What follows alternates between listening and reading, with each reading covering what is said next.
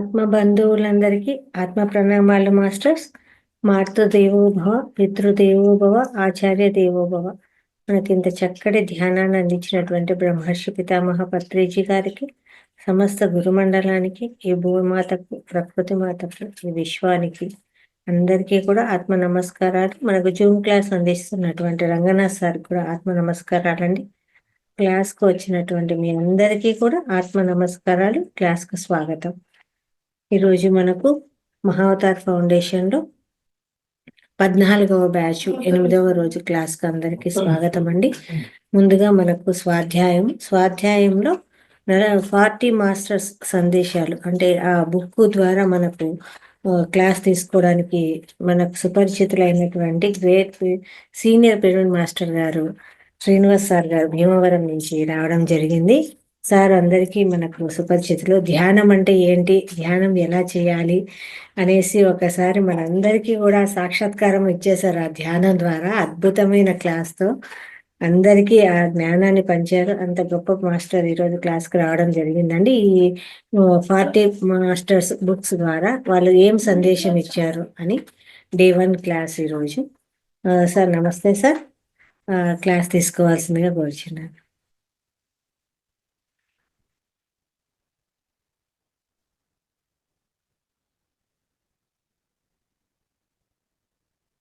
మ్యూట్లో ఉన్నారు సార్.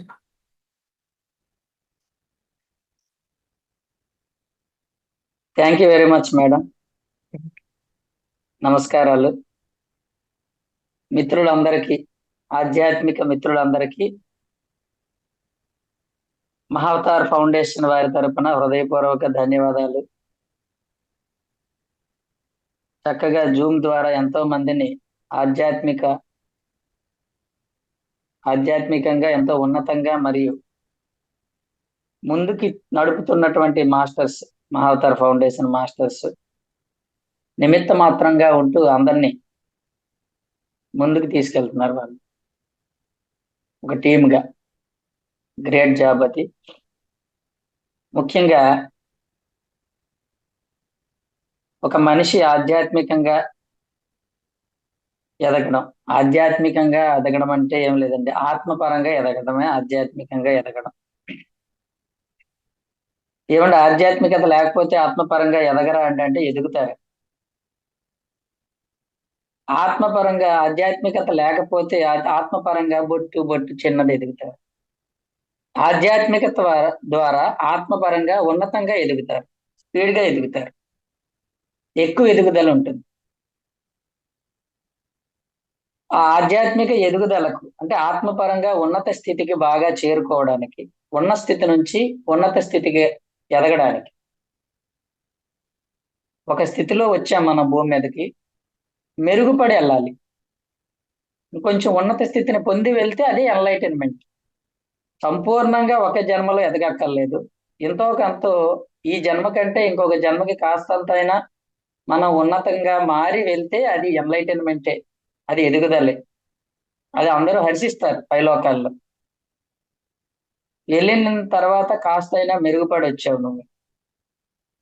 ఎలాగైతే మన స్కూల్లో టీచర్స్ గత పరీక్షల్లో 40 వచ్చాయి అనుకోండి, 40 అంటే తక్కువే, కానీ నెక్స్ట్ ఎగ్జామ్ లో నీకు 50 మార్క్స్ వస్తే ఆ మాస్టర్స్ నిన్ను అప్రిషియేట్ చేస్తారు. వెరీ గుడ్, 10 మార్క్స్ ఇంప్రూవ్ అయ్యావయ్యా నువ్వు.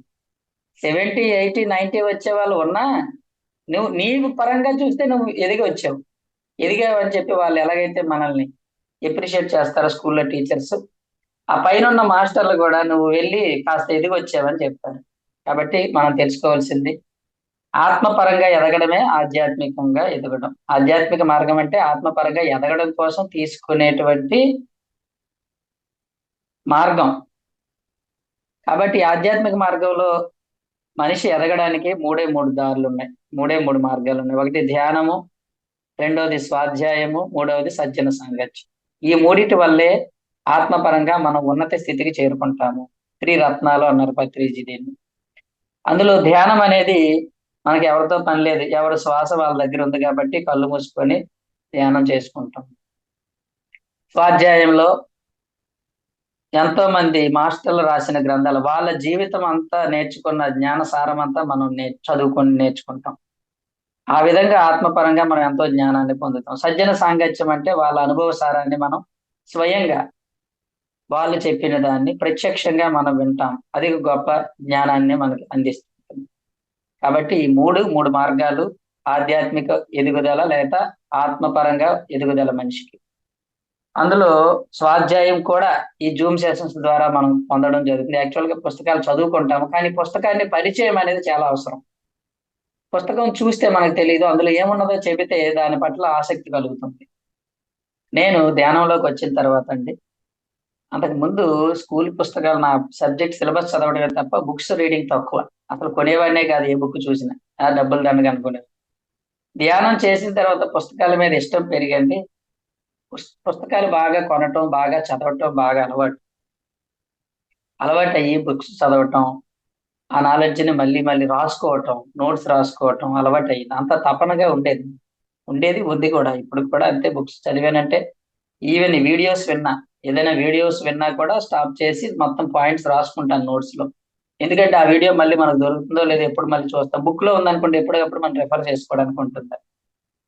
అలా ఎన్నో బుక్స్ చదివేవాడిని, చదువుతూ ఉంటాను నేను. బుక్ రీడింగ్ అనేది చాలా ఇంపార్టెంట్. పత్రి సార్ చెప్పారు, ధ్యానం కంటే గొప్పది బుక్ రీడింగ్ అని. కాబట్టి బుక్ రీడింగ్స్ లో ఎన్నో పుస్తకాలు చదువుతాము. అయితే నాకు చాలా ఇష్టమైన పుస్తకం అండి మహాజ్ఞానం. అండి ఈ రోజు నేను చెప్పాల్సిన పుస్తకం ఇది, మహాజ్ఞానం అని. ఇది అసలు ఫస్ట్ ఏమని ఉండేదంటే ఈ బుక్ 40 మాస్టర్స్ 40 మెసేజెస్ అని ఉండేది. 40 మంది మాస్టర్లు 40 సందేశాలని బ్లూ కలర్ లో చిన్నగా సన్నగా ఉండేది. నేను ఫస్ట్ కొన్న, మొట్టమొదటి నేను ధ్యానంలోకి వచ్చి కొన్న పుస్తకం ఇదే. ఇప్పుడు పేరు మారింది మహాజ్ఞానం అని, కానీ అప్పట్లో చాలా కాలం ఉండేది. తర్వాత నేను బుక్స్ చదివేసి ఇచ్చేస్తాను అందరికి. నా దగ్గర లేవు, చాలా పుస్తకాలు కొని ఇచ్చేసాను. అది చాలా కాలం నేను ధ్యానంలోకి వచ్చిన కొత్తలో కొన్న పుస్తకం అది. ఎప్పుడు నాతోనే ఉండేది ఆ పుస్తకం. ఇలా పట్టుకొని ఇలా పట్టుకొని ఉండేవాడిని. రైల్వే స్టేషన్కి వెళ్తే ప్లాట్ఫామ్ మీద చదువుకొని, ట్రైన్ లోకి వెళ్ళినా ఆ బుక్కే చదివేవాడిని. ఈ పుస్తకం అంటే చాలా చాలా ఇంపార్టెంట్ బుక్ అండి. ఇందులో ఒక మనిషిని ఆధ్యాత్మికంగా పైకి లేపడానికి చాలా చాలా ఇది ఉపయోగపడుతుంది. గొప్ప గైడెన్స్ ఇచ్చే పుస్తకం ఇది. ఈ పుస్తకం యొక్క గొప్పతనం ఏంటంటేనండి, ఏ బుక్ అయినా ఒక మాస్టర్ సందేశం ఉంటుంది. ఈ పుస్తకంలో 40 మంది మాస్టర్లు ఇచ్చిన సందేశాలన్నీ బుక్ లో ఉన్నాయి. అంటే ఎలా ఉంటుందో చూసుకోండి. 40 మంది అంటే 40 పుస్తకాల సారం ఇది. ఈ పుస్తకం యాక్చువల్ గా అండి, అరుణ మేడం అని ఒక సీనియర్ మోస్ట్ పిరమిడ్ మాస్టర్ అండి. 1993, 1993, 1995 టైంలో ఆవిడకి ధ్యానం బాగా చేసేవారు. పుస్తకాలు బాగా, మొత్తం ఇంగ్లీష్ బుక్స్, తెలుగు బుక్స్ బాగా రీడింగ్ చేసేదాన్ని. సీనియర్ మోస్ట్ మాస్టర్ సిఎస్ఆర్ మూర్తి గారని ఆవిడ వైఫ్. ఆవిడకి ధ్యానంలో కొంచెం బాగా డీప్కి వెళ్ళిన తర్వాత బాగా మాస్టర్లు కనబడడం, వాళ్ళు ఏదో అటు ఇటు తిరుగుతూ ఉండడం, ఈ పుస్తకాలు పెన్నులు కనబడుతుండేవంట. ఏంటి ఎప్పుడు నాకు ఇలా కనబడుతుందా అంటే, ఒక రోజు మాస్టర్లు, నువ్వు రాయాలి, మేము కొన్ని విషయాలు చెప్తాము, నువ్వు చాలా రాయాల్సి ఉంటుంది అని చెప్పారు. అని చెప్పడంతో ఇదేది నాకు తెలియదు, అసలు ఆవిడకి ఏం ప్రావీణ్యత లేదు. కానీ ఒక రోజు ఇలాగే బుక్ పెన్ను పట్టుకుంటే అప్పుడు మాస్టర్లు చెప్పారు, నీ ద్వారా కొన్ని సందేశాలు అనేది ఇవ్వడానికి మాస్టర్లు సిద్ధంగా ఉన్నారు. వాళ్ళ ద్వారా నువ్వు కొన్ని సందేశాలు అందుకొని ఈ భూమి మీద ఉన్న ప్రజలకు నువ్వు చాలా సందేశాలు ఇవ్వాల్సిన ఒక పుస్తకాన్ని రూపుదిద్దించుకోవాల్సి ఉందని చెప్పారు సూచాయిగా. అప్పుడు ఆ మేడం గారు ధ్యానంలో ఉంటూ ఒక పుస్తకం పెన్ను పట్టుకుంటే ఆవిడకి ఆ ధ్యానంలో తన చైతన్యం కాకుండా వేరే చైతన్యం అంతా కూడా ఎంటర్ అయిపోయి తను ఎవరో చెబుతూ అవన్నీ స్ఫురిస్తూ మొత్తం తన మైండ్ లోకి వచ్చిన ఆ మొత్తం వచ్చేసే విషయాలన్నీ, ఆ విషయాలన్నింటినీ కూడా ఆవిడ రాసేసిన తర్వాత ధ్యానం నుంచి లేచిన తర్వాత దాన్ని ఒక ఆర్డర్ లోకి తీసుకొచ్చి అలాగా 40 మంది మాస్టర్లు ఉన్నారు, గ్రాండ్ మాస్టర్లు ఉన్నారు, కాబోయే మాస్టర్లు ఉన్నారు. అలా 40 మంది ఇచ్చిన సందేశాలన్నీ కూడా ఈ పుస్తకంలో పొందుపరచడం జరిగింది. ఆ మాస్టర్ల సందేశాల్లో మనకి అర్థమవుతుంది ఏంటంటే, జనరల్ గా మాస్టర్లు అందరూ ఏం చెప్తారంటే, మేము కూడా మీలాంటి వాళ్ళమే ఒకప్పుడు. మేము కూడా ఇదిగో మీలాగే వచ్చాము, అన్ని చేశాము, అన్ని పడ్డాము, అన్ని ఇబ్బందులు పడ్డాము. మీరేదో వింతగా చూస్తారు మమ్మల్ని. కృష్ణుడు అంటే అమ్మో కృష్ణుడా అని. రాముడు అంటే అమ్మో రాముడా అన్నట్టు చూస్తారు. కానీ మేము ఒకప్పుడు మీలాంటి వాళ్ళమే. కానీ మేము ఆధ్యాత్మికంగా ఎదగడానికి ఎన్నో సాధనలు చేసి ఇలా మారాం అని చెప్తూ, అలా సాధారణమైన మానవులమే మేము కూడాను తర్వాత తర్వాత దశలో ఉన్నత స్థితికి చేరుకున్నామని వాళ్ళు ఇచ్చిన ముఖ్యమైన సందేశం. ఇందులో ముఖ్యంగా అండి, ఆ మాస్టర్స్ అందరూ కూడా చాలా సందేశాలు ఇచ్చారు. మనం ఒకే రోజు ఇవన్నీ చెప్పుకోలేం కానండి, ప్రతి మాస్టర్ యొక్క సందేశం చాలా ఇంపార్టెంట్ ఉంది. 40 మంది మాస్టర్లు ఇచ్చారు. అందులో ఒక 10 మంది విషయాలు మనం ఈరోజు నేర్చుకుందాం. 10 మంది మాస్టర్లు చెప్పిన సందేశాలు. ఆ 40 మంది ఎవరో ఒకసారి చదువుతాను చూడండి. 40 మంది మాస్టర్లు. ఫస్ట్ చూడండి, ఆది శంకరాచార్యులు. ఆవిడ 1993 నుంచి 95 మధ్యలో అలా అప్పుడు ఇచ్చిన సందేశాలండి.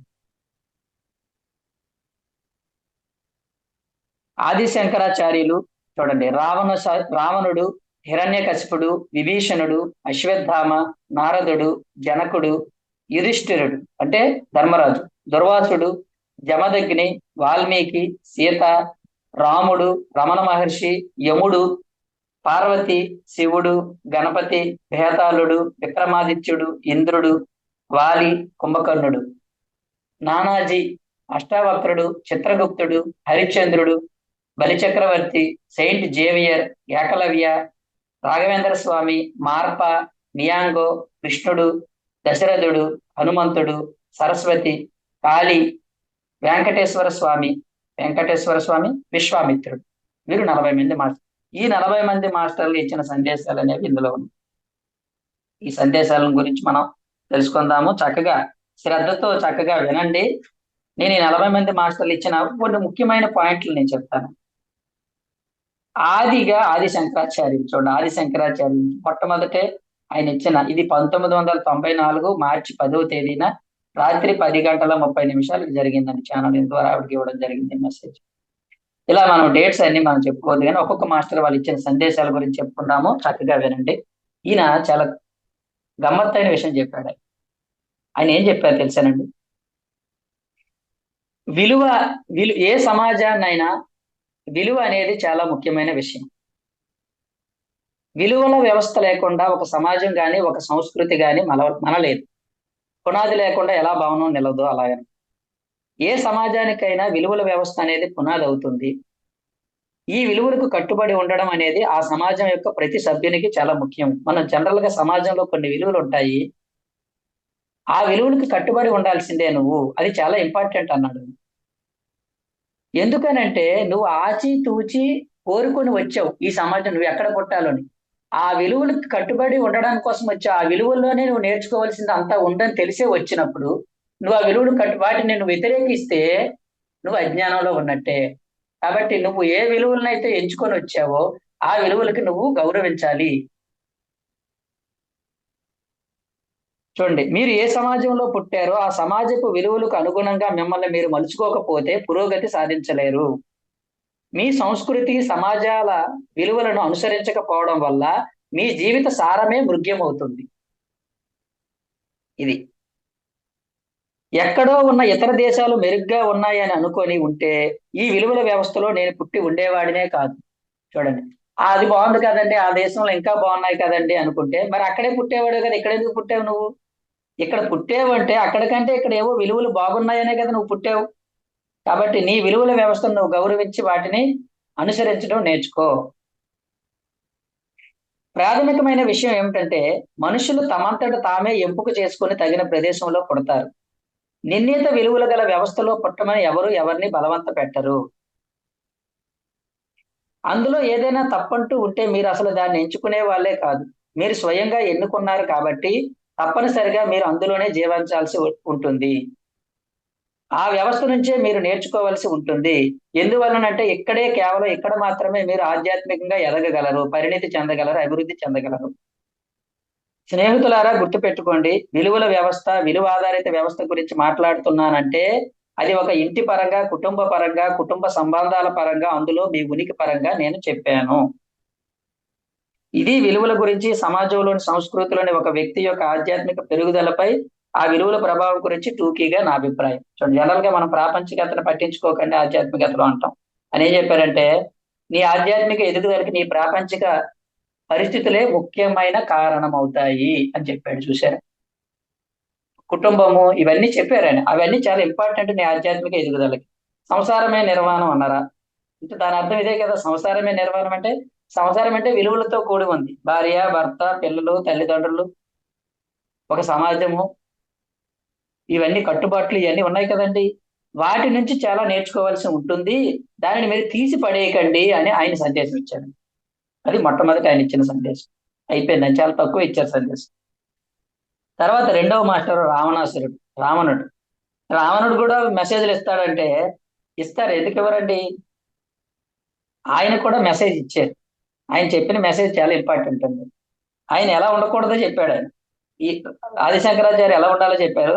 రావణాసురుడు నువ్వు ఎలా ఉండకూడదో చెప్పాడు. నాయన, నా జీవితం నుంచి మీరు నేర్చుకోవాల్సిన విషయాలు ఏంటో తెలుసా అని చెప్పాడు. చూడండి, ధ్యానంలో ఎదుగుతూ వస్తున్న ప్రతి మాస్టర్ నా జీవితం చూసి నేర్చుకోవాలి. నా జీవితం ప్రధానంగా 2 సత్యాల గురించి చెబుతుంది. మొదటిది చూడండి, ఏ ధ్యాని అయినా కొద్దిపాటి జ్ఞానంతో 10 నెలల్లో నేను సాధించిన దాన్ని సాధించగలడు. అంటే ఆత్మలింగాన్ని తీయటం, శివుని నుంచి కావలసిన వరాలు పొందటం లాంటివి అన్నమాట. నా కాలంలో నాతో పాటు చాలా మంది ధ్యానులు ఉండేవారు. కానీ నేను ఎంత ఆత్మలోలుడిని అంటే, నేను 10 తలలకు అధిపతిని అని ప్రతి ఒక్కరి దగ్గర ప్రదర్శించుకునేవాడిని. అంటే నా దగ్గర చాలా సిద్ధులు ఉన్నాయని చెప్పి ప్రదర్శించుకునేవాడిని నేను. ఆ అహంకారమే నన్ను పాతాళానికి తొక్కింది అని చెప్పాడు అన్నమాట. చూడండి, నా 10 తలలు ఏమిటంటే అవి నా ఎరుక యొక్క తలలు. ఇతర ధ్యానులు ఎవరు నాలా ప్రదర్శించుకోలేదు. ఉన్నా గాని ప్రదర్శించుకోలేదు, నేను ప్రదర్శించుకున్నాను. చూడండి, రెండవది, పరోక్షంగా రాముడు నా మాస్టర్. మేమిద్దరము కలిసి మా జీవితాలను కల్పన చేసుకున్నాం. తన కార్యంలో ఆయన పరిపూర్ణంగా విజయాన్ని సాధించాడు. కానీ నా గురించి నేనెంత అతిగా అనుకునేవాడినంటే చాలా మందిని హింసించాను. ఆ కారణం వల్లనే రాముల వారు నన్ను చంపేంత పెద్ద కార్యాన్ని చేపట్టవలసి వచ్చింది. కాబట్టి నా నుంచి మీరు నేర్చుకోవాల్సిన 3 అని చెప్పి చాలా సింపుల్ గా చెప్పాడండి. నా నుంచి మీరు ఏం నేర్చుకోవాలో తెలుసా అని చెప్పాడు. అహంకారం ఆధ్యాత్మిక పురోగతికి పెద్ద అడ్డు. ఆధ్యాత్మిక పురోగతికి అహంకారం చాలా అడ్డు. ఎందుకంటే ఆధ్యాత్మికతలోకి వచ్చాక చాలా పవర్స్ వస్తాయండి మనకి. అంతకు ముందు ఎవరికి ఏంటంటే వాళ్ళకి వాళ్ళు తక్కువగా అనుకుంటారు. ఆధ్యాత్మికతలోకి వచ్చాక మనకు ఐడెంటిఫికేషన్ పెరుగుతుంది ఒకటోది. రెండోది ఏంటంటే మనకు అన్ని పవర్స్ వస్తాయి. మన మాటకు పవర్ పెరుగుతుంది, మనకి విలువ పెరుగుతుంది సమాజంలో. అది అహంకారంగా పరిణితి చెందిపోతుంది. కాబట్టి ఆయన ఏం చెప్పాడంటే అహంకారం ఆధ్యాత్మిక పురోగతికి అడ్డు. మిడిమిడి జ్ఞానం అహంకారాన్ని కలిగిస్తుంది. మిడిమిడి జ్ఞానం అంటే పూర్తి జ్ఞానం లేకుండా ఉన్న చిన్న చిన్న జ్ఞానం వచ్చేసరికి నువ్వు అహంకారం పడిపోతే నువ్వు ముందుకు వెళ్ళలేవు. కాబట్టి మిడిమిడి జ్ఞానం అనేది నీకు శత్రువు. కాబట్టి దాని పట్ల జాగ్రత్తగా ఉండు. అహంకారం, మిడిమిడి జ్ఞానం, వీటి పట్ల అప్రమత్తులై మెలగండి. అది ఆయన ఇచ్చిన 2 సందేశం. అహంకారం ఉండకుండా చూసుకోండి, మిడిమిడి జ్ఞానంతో ప్రవర్తించకండి. అది రావణాసురుడు ఇచ్చిన జ్ఞానం. ఇది ఇద్దరు మాస్టర్. మూడవది హిరణ్యకశిపుడు. హిరణ్యకశిపుడు అంటే మనకు తెలుసు, ప్రహ్లాదుడి తండ్రి. ఆయన కూడా చాలా మంచి సందేశాలు ఇచ్చారు. అంటే ఇవి చాలా ఇంపార్టెంట్ అంట. ఇవన్నీ ధ్యానాల్లో ఆ ఆధ్యాత్మిక మనిషికి ఎలా ముందుకు నడవాలో చాలా ఎంత బాగా ఉపయోగపడి, నాకు చాలా ఇష్టమైన పుస్తకం అండి. అప్పట్లో చదివాను కానీ దాని గురించి అంత పట్టించుకోలేదు. తర్వాత ఈ మధ్య కాలంలో ఒక 1 year బ్యాక్ ఈ బుక్ మళ్ళీ తీసి చదివాను. చదివితే ఈ బాబు ఎంత అంటే మనం కొంచెం ముందుకు వెళ్తున్న కొద్దీ దానిలో ఉన్న ఇంకా గొప్పతనం తెలుస్తుంది. అప్పుడు ఇంక మొత్తం తీసి నోట్స్ రాశాను. ఈ 40 మందివి మొత్తం ఇంపార్టెంట్ పాయింట్స్ అన్ని నోట్స్ రాశాను. నోట్స్ ఉందండి. ఈయన ఏం చెప్పాడు హిరణ్యకశిపుడు చూడండి, శివుడు ఒక్కడే పరమ గురువు అని నమ్మిన వాడిని నేను. ఆయన్నే అనుసరించాను. ఆయన కాక ఇతరులు ఎవరూ లేరని భావించేవాడు. ఆయనే సర్వస్వం అనుకునేవాడిని. నా కుమారుడు నాకు జ్ఞానోపదేశం చేయాలని, ఇతర గురువులు కూడా ఉన్నారు అనే భావానికి నన్ను తీసుకురావాలని ప్రయత్నించేవాడు. అది నా కుమారుడు ఏం చేసేవాడు, నువ్వు ఏదో ఒక్క గురువు అనుకుని గొప్పగా చెప్పుకుంటున్నావు, కానీ చాలా మంది గురువులు ఉన్నారు అని చెప్పడానికి నాకు చాలా ప్రయత్నించాడు నా కొడుకు అని చెప్పాడు. చూడండి, ప్రయత్నించేవాడు. నా పని పట్టే మొగుడిగా తయారయ్యాడు. నా బుర్రలోకి ఈ పాయింట్ దిగ్గొట్టాలని ప్రయత్నించాడు. అందువల్ల వాడు కావాలనే నారాయణ నామాన్ని ఎన్నుకున్నాడు. అప్పట్లో నాకు ఆ పేరంటేనే వద్ద విరుద్ధం. ఈవేళ ఒక ముఖ్య విషయాన్ని నీకు అర్థమయ్యేలాగా చెప్పాలి. నా అంతరాలలో నాకు తెలుసు నా కొడుకు చెబుతున్నది సరైనదేనని. కానీ ఆ విషయాన్ని నా నోటి ద్వారా చెప్పించాలని నా కొడుకు పూనుకున్నాడు. ఆ పని మటుకు నా వల్ల కాలేదు. నా నమ్మకాన్ని మార్చాలని వాడు చేసిన ప్రయత్నాలన్నింటినీ పడగొట్టడానికి 1001 మార్గాలు పాల్పడ్డాను నేను. అందువల్ల నేను విషం తాగు లాంటి ఆజ్ఞలన్నీ ఇచ్చాను. ఆ పిల్లవాడు విజయవంతంగా నా హత్యా ప్రయత్నాలను తప్పించుకున్నాడు.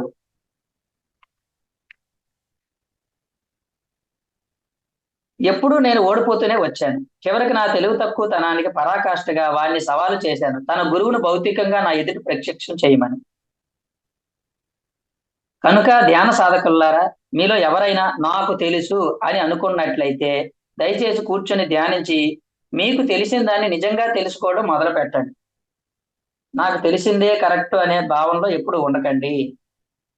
నీకంటే ఎక్కువ తెలిసిన వాళ్ళు చాలా మంది ఉన్నారు. ఇంకా ఎంతో మంది గురువులు ఉన్నారు. చాలా మంది ఈయనే నా గురువు ఈ జీవితానికి అంటారు. పత్రి సార్ ఏమన్నారు? అందరూ గురువులే, అందరి దగ్గర నుంచి నేర్చుకో అన్నారు. ఈ ఒకే గురువుకి అంటు పెట్టుకుపోవడం అనేది ఆ హిరణ్యకశిపుడు తత్వం. అది చూడండి, మీ చుట్టూ మాస్టర్స్ ఉన్నారు. పైగా మీరంతా ఒకరికొకరు సహాయం చేసుకోవాలి. మీకు ఇవ్వబడుతున్న మార్గదర్శకత్వాన్ని దయచేసి కొల్లగొట్టండి. ఇతర మాస్టర్స్ మీకు సహాయం చేస్తారు కనుక అందుకు పూర్తి బాధ్యత వాళ్ళు తమ మీదకి తీసుకోలేరు. వాళ్ళు అలా చేసినట్లయితే మీరు నేర్చుకునేది ఎలా? హిరణ్యకశిపుడుగా నా జీవితం నుంచి నేర్చుకోవాల్సిన స్పష్టమైన పాఠం ఇదే. నా నుంచి మీరు నేర్చుకోవాల్సిన 2 విషయాలు గుర్తుంచుకోండి అని చెప్పాడు. చూడండి, చాలా ఇంపార్టెంట్ పాయింట్స్ అని చెప్పాడు. ఇతర మాస్టర్స్ ను దూషించకండి, ఎవరిని తక్కువగా చూడకండి. మాస్టర్స్ అంటే మన మాస్టర్లు కాదండి, హాస్టల్ మాస్టర్లు కూడా. శివుడు చాలా గొప్పవాడు అంటే ఇంకొకరిని తక్కువ చేసినట్టే కదా. ఆయన చేసింది అదే. కాబట్టి ఏ మాస్టర్ని దూషించుకోండి, ప్రతి ఒక్కరిని సరి సమానంగా చూడండి. బయట భౌతికంగా కనిపిస్తున్న మాస్టర్లు అవ్వచ్చు, హాస్టల్ మాస్టర్లు అవ్వచ్చు. ఇతర మాస్టర్లను దూషించకండి, మనందరం నేర్చుకోవాలండి. తర్వాత, తెలివి తక్కువతనంతో మీ జన్మ వృధా చేసుకోకండి. తెలివి తక్కువతనంతో జన్మంతా వృధా చేసుకోవద్దు అని చెప్పి ఆయన ఇచ్చాడు సందేశాలు ఇవి. తర్వాత ఇప్పుడు మనం ఇంతవరకు 3 మాస్టర్ల గురించి తెలుసుకున్నాం. తర్వాత 4వ మాస్టర్ విభీషణుడు. ఇవన్నీ గుర్తుపెట్టుకోవాలి. తర్వాత ఈ బుక్ చక్కగా మీరు కొనుక్కొని చక్కగా చదువుకుంటే చాలా విషయాలు ఉంటాయి మీకు ఇందులో. టూకీగా కొన్ని ఇంపార్టెంట్ పాయింట్స్ మాత్రమే చెప్తున్నాను. చాలా చెప్పారు వాళ్ళు, అందులో ఇంపార్టెంట్ పాయింట్స్ నేను చెప్తున్నాను. విభీషణుడు. విభీషణుడు అంటే తెలుసు, రావణాసురుడి తమ్ముడు. మనందరికీ తెలుసు విభీషణుడు ఎలాంటి వాడు. ఆ ఫ్యామిలీలో లేని మనిషి విభీషణుడు. ఆయన ఇచ్చిన సందేశం ఏంటంటే, నేను రావణుడి సోదరుడిని. ఏదో ఒక రోజు మీ అందరినీ కలవాల్సి వస్తుందని నాకు తెలుసు, కానీ నన్ను ఒక సందేశం ఇవ్వమని మీరు పిలుస్తారని మాత్రం నేను అనుకోలేదు. సరే, నా జీవిత సందేశం ఏమిటంటే, మీ చుట్టూ అంతా పతనమైపోతుండగా, మొక్కలైపోతుండగా, నాశనం అయిపోతుండగా, మనుషుల్లో ఒకరిపై ఒకరి నమ్మకం లేకుండా పోతుండగా కూడా మీరు మాత్రం ఆధ్యాత్మికంగా ఎదగడం నేర్చుకోవాలి. నీ చుట్టూ విపత్కర పరిస్థితులు ఉన్నా నువ్వు మాత్రం ఆధ్యాత్మికంగా ఎదగడం ప్రయత్నం చేయాలి. అది నా నా సందేశము అని చెప్పాడు. చూడండి, ఇదంతా ఎందుకు చెప్తున్నానంటే, ఎవరికైనా అలాంటి పరిస్థితులు అన్నవి అద్భుతమైన ఆధ్యాత్మిక పునాది అవుతాయి. ఆధ్యాత్మిక ఎదుగుదలకు రకరకాల పరిస్థితులు వస్తుంటాయి. ఒకరు మంచి పరిస్థితుల్లో నేర్చుకుంటారు, ఇంకొకరు క్లిష్ట పరిస్థితుల్లో నేర్చుకుంటారు. కానీ విభీషణుడి పరిస్థితి వేరు. తన చుట్టూ అంతా ఉన్న వాళ్ళందరూ ఎలాంటి వాళ్ళు తెలుసు కదా. రావణాసురుడు, కుంభకర్ణుడు, వీళ్ళందరూ ఎలాంటి వాళ్ళు తెలుసు మనకు. కానీ ఆయన ఏం చెప్పారంటే, చుట్టూ అలాంటి విపత్కర పరిస్థితులు ఉన్నా కూడా నువ్వు ఆధ్యాత్మిక పురోగతి వైపే దృష్టి పెట్టాలని చెప్పాడు. చూడండి, మా అన్నదమ్ముల్లో నేను తప్పు పుట్టినవాడిని. మానవత్వాన్ని గట్టిగా పట్టుకు వేలాడడం, సామాన్యుడి మూల నైతిక విలువలకు కట్టుబడి ఉండడమే నేను ఎదుర్కొనే సవాలు. నా క్రమశిక్షణ నుంచి, విలువల నుంచి పక్కకు పోవడం నాకు ఇష్టం లేదు. ఎందుకంటే నేను క్రమశిక్షణ గల వ్యక్తిని, నిజమైన విలువల్ని బలంగా సపోర్ట్ చేసేవాడిని నేను. ఇక రెండవది, నా జీవితంలో ముందుగానే అన్ని ప్లాన్ చేసుకుంటూ ఉండేవాడిని. ఎన్నడూ హడావుడి పడేవాడిని కాదు అని ఇచ్చిన సందేశం ఏంటంటే, నేను ఎప్పుడు హడావుడి పడేవాడిని కాదు దేనికోసం. ఓ వర్రి అయిపోవడం కానీ, హర్రి అయిపోవడం కానీ నా లైఫ్ లో లేదు. గొప్ప వాటిని సాధించాలనే లక్ష్యం నాకు ఎప్పుడు ఉండేది కాదు. ఆధ్యాత్మికంగా ఎదగడానికి నాకు ఈ 2 విషయాలు సహాయపడ్డాయి. నేను ఏదో గొప్పగా అయిపోవాలి, నన్ను అందరూ కీర్తించాలి, నేను అందరి దృష్టిలో పడాలనే ఆలోచన నాకు ఎప్పుడూ లేదు. అలాగని దేనికి అడావుడి పడిపోయి హైరాణ పడిపోయేవాడిని కాదు. నిదానంగానే నేర్చుకునేవాడిని అని నేను. సరే, ఇంతకీ చెప్పొచ్చేది ఏంటంటే, ఒకానొక స్థాయికి వచ్చేసరికి నా సంసార బంధాలన్నీ తెంచుకోవాల్సి వచ్చింది. ఆ బంధాలు నాకు ఆధ్యాత్మిక వైపు వెళ్ళడానికి దోహదం చేశాయి. నేను సామాన్య మానవుణ్ణి. ఎన్నడూ నేను ఆవేశంతో విరుచుకుపడడం అంటూ ఉండేది కాదు. నా అన్నదమ్ములకు కలిగే భావాలు నాకు ఎందుకు కలగవు అనే విషయాన్ని అర్థం చేసుకోవాలనే ప్రయత్నం ఒంటరిగా గడిపేవాడిని. చూడండి, ఈ రోజున నేను ఇక్కడ ఉన్నాను, వాళ్ళు అవతల వైపున ఉన్నారు. మనందరం ఆధ్యాత్మిక వైపు వెళ్ళవలసిన వాళ్ళం. లేకపోతే మనం అందరం ఐహికానికి ఎరగా పడిపోతాం. ఈ ఐహికత అనేది ఏ క్షణానైనా పగిలిపోయే బుడగే తప్ప మరొకటి కాదు. అంటే ఈ ప్రాపంచిక విషయాలనేవి అని ఇతరులకు తెలియజెప్పడం కోసమే గుర్తుగా నేను ఉన్నాను.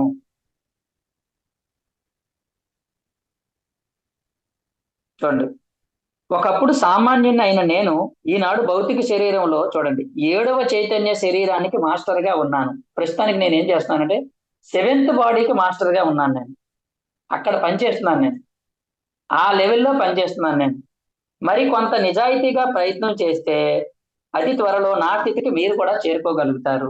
మీరు కూడా కొంచెం సిన్సియర్ గా వర్క్ చేసి సిన్సియర్ గా మీరు సాధన చేస్తే మీరు కూడా నా స్థాయికి చేరుతారు. చాలా సులభమే. నేను ఒకప్పుడు సామాన్యంగా ఉండేవాడిని. నా కృషితో, నా శ్రద్ధతో, నా పట్టుదలతో, నా క్రమశిక్షణతో నేను ఈ స్థాయికి చేరాను అని చెప్పి ఆయన సిన్సియారిటీ గురించి చెప్పారండి. సిన్సియర్ గా ఉండండి. ఏ పరిస్థితిలో ఉన్నా సిన్సియర్ గా మీరు కనుక సాధన చేస్తే మీరు కూడా ఈజీగా ఆ స్థాయికి నాకే హడావుడి నేను ఎప్పుడు పడేవాడిని కాదు. అలాగని ఏదో పొందాలి, అంత స్థాయికి వెళ్ళిపోవాలని ఆలోచన కూడా ఉండేది కాదు. సిన్సియర్ గా కష్టపడి సాధన చేసేవాడిని అంతే, నేర్చుకునేవాడిని అంతే. అదే నేను చేసే పని అన్నారు. చూసారా ఆ ఇచ్చిన సందేశం. తర్వాత అండి అశ్వత్థామ. అశ్వత్థామ అంటే తెలుసు మీకు, ద్రోణాచార్యుడి కొడుకు. అశ్వత్థామ అంటే చిరంజీవుల్లో ఈయన ఒక చిరంజీవి. చిరంజీవి అంటే భౌతిక శరీరం మరణం లేని వాళ్ళలో అశ్వత్థాముడు. ఆయన సందేశాలు కూడా చాలా ఉన్నతమైన, చాలా చాలా చెప్పారు ఆయన. అందులో కొన్ని ఇంపార్టెంట్ పాయింట్స్ మాత్రమే చెప్తాను నేను. చూడండి, మొట్టమొదట నేను 4 ఏళ్ల ప్రాయంలో మా నాన్న గురుత్వంలో ధ్యానం మొదలు పెట్టాను. ఆయన కురురాజ కుటుంబానికి గురువులు. ద్రోణాచార్యుడు తెలుసు మనకు. ప్రప్రథమంలో కురు పాండవుల మధ్య విభేదాలు లేనప్పుడు నేనే వాళ్ళకు నేర్పుతూ ఉండేవాడిని. అప్పటికి నేను 17 ఏళ్ల వాడిని.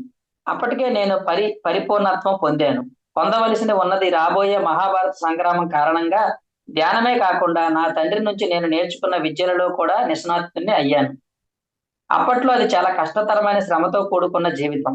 రోజంతా నాకున్న నైపుణ్యాలతో, ధ్యానంతో ఇతరులకు బోధ చేస్తూ ఉండేవాడిని. కేవలం 4 గంటలు మాత్రమే మామూలుగా నిద్రపోతూ రోజుకి 20 గంటలు పనిచేసేవాడిని. అశ్వత్థామ యొక్క మెసేజ్. తర్వాత అప్పటి రోజుల్లో ఆ కురు పాండవులు వాళ్ళకి సంబంధించిన విషయాలు కూడా ఇందులో ఆయన చెప్పడం జరిగింది. అప్పుడు పరిస్థితులు వాళ్ళకి మధ్యలో ఎలా ఉండేయో చూడండి. ఆ సమయంలో మాలో చాలా మంది గొప్ప జ్ఞానులు మా కళ్ళ ఎదుటే జ్ఞానాన్ని పొందగలిగే పరిస్థితి ఉంది. ఇప్పుడు నేను మా నాన్న అక్కడే ఉండి కౌరవుల యుద్ధానికి సిద్ధం కావడంలో సహాయపడవలసి వచ్చింది. ఈ అన్నదమ్ములేమో చాలా సామాన్యులు. వారికి ఐహికమైన తృష్ణ ఎక్కువ. ఇది మేమందరం కలిసి ఆడుతున్న ఆటే కదా. మాకు ఎదురైన సవాల్ ఏమిటంటే ఒకవైపు ఆ 100 మంది ఐహిక అధికార పిపాసులతోనే ఉంటూ మరోవైపు నిరంతర వ్యతిరేకతలోనే మా ఆధ్యాత్మిక దాహాన్ని మేము తీర్చుకోవాల్సి వచ్చింది. ఇవ్వండి. నెక్స్ట్ ఈయన ఇచ్చిన మెయిన్ సందేశం ఏంటంటే శ్రద్ధ, కష్టపడి పనిచేయటం, ఇవే నేను మీకు ఇచ్చే సందేశం. శ్రద్ధ, బాగా ఇంట్రెస్ట్ గా ఎప్పుడు ఉండాలి. ఎప్పుడు ఆధ్యాత్మిక పట్ల శ్రద్ధతో ఉండాలి. తర్వాత కష్టపడి పనిచేయటం. సుఖంగా సుఖపడాలి కానీ కష్టపడి సుఖపడాలి. కష్టపడకుండా సుఖం కాదు, కష్టపడుతూనే సుఖపడాలి. దీన్నే పత్రి సార్ ఏమన్నారంటే రెస్ట్లీగా పని చేయవయ్యా అన్నారండి. రెస్ట్లీగా వర్క్ చేయాలి అంటే పని చేస్తూ ఉండాలి, కానీ ఊరికే మరీ ఓవర్ గా రెస్ట్ లేకుండా పని చేయడం కదా. రెస్ట్లీగా పని చెయ్యి రెస్ట్లీగా.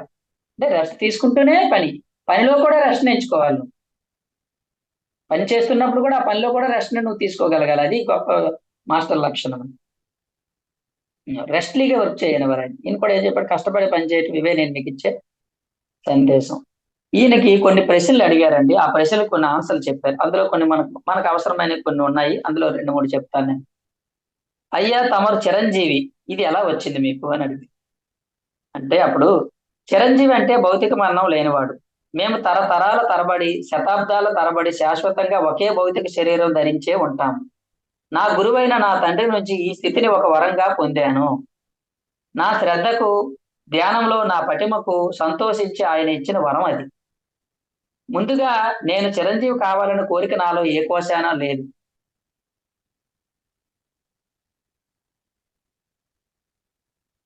తర్వాత ఎన్నో విషయాలు చెప్పారు ఆయన.